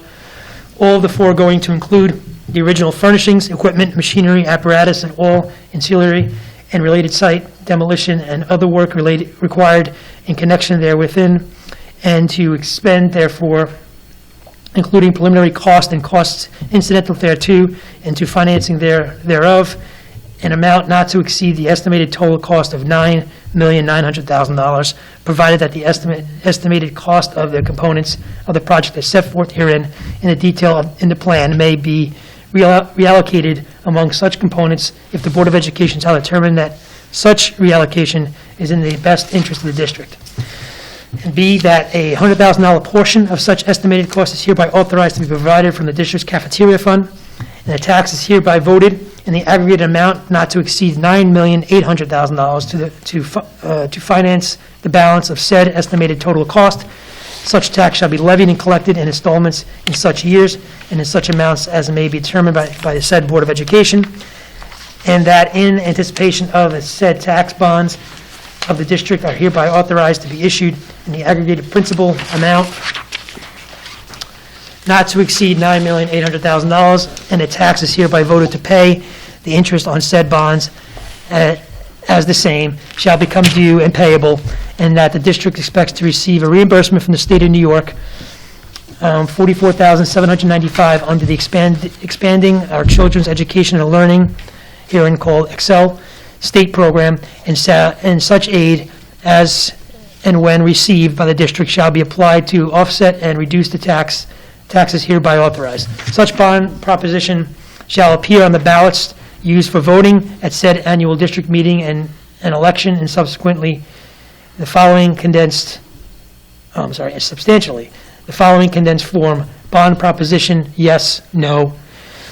Resolved that the Board of Education of Tuckahoe Union Free School District in the County of Westchester, New York, is hereby authorized to construct alterations and improvements to all district school buildings and/or sites substantially as described in a plan prepared by the district with the assistance of KG&D Architects, and to expend therefore, including preliminary costs and costs incidental thereto, and to the finance thereof, an amount not to exceed the estimated total cost of $9,900,000. That, and B, that a $100,000 portion of such estimated costs is hereby authorized to be provided from the district's cafeteria fund, that a tax is hereby voted in the aggregate amount of not to exceed $9,800,000 to finance the balance of said estimated total cost, such tax to be levied and collected in installments in such years and in such amounts as may be determined by said Board of Education, and that in anticipation of said tax, bonds of the district are hereby authorized to be issued in the aggregated principal amount of not to exceed $9,800,000, and a tax is hereby voted to pay the interest on said bonds as the same shall become due and payable, and that the district expects to receive a reimbursement from the state of New York, $44,795 on the Expanding Our Children's Education and Learning state aid program, and such aid as, and when received by the district, shall be applied to offset and reduce the taxes hereby authorized. Yes. You gotta be kidding me. What beginning part? There's more. I don't know why we repeat the same thing twice. It's like the same two paragraphs. Please tell me he doesn't have to read the whole thing again. This was the Just beginning. paragraph. All right, it's not so bad. Okay. All right. Yeah. So, remember what I just said? Start over?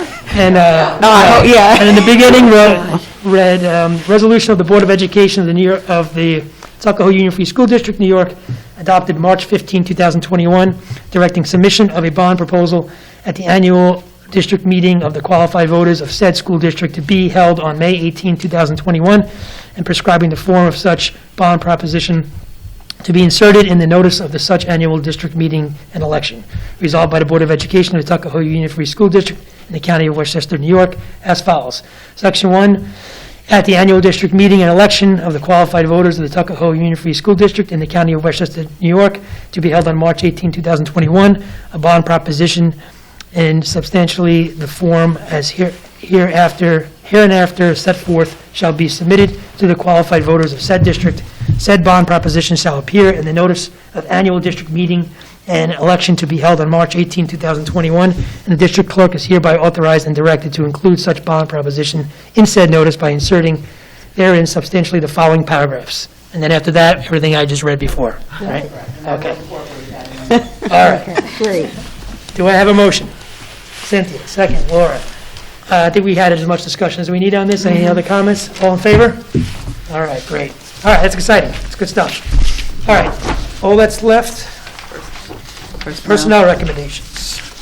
So resolved that the Board of Education, Tuckahoe Union Free School District, approves personnel action items A through F as outlined below. Do I have a motion? Perez, second. Cynthia, any discussion, any questions? All in favor? Okay, and that just brings us to our last, second recognition of the audience for any items at all. Anybody? Thank you. And that's it. Do I have a motion to adjourn? Perez, second. Cynthia, all in favor? All right, thank you very much for your patience on that very long meeting. Appreciate it. Oh.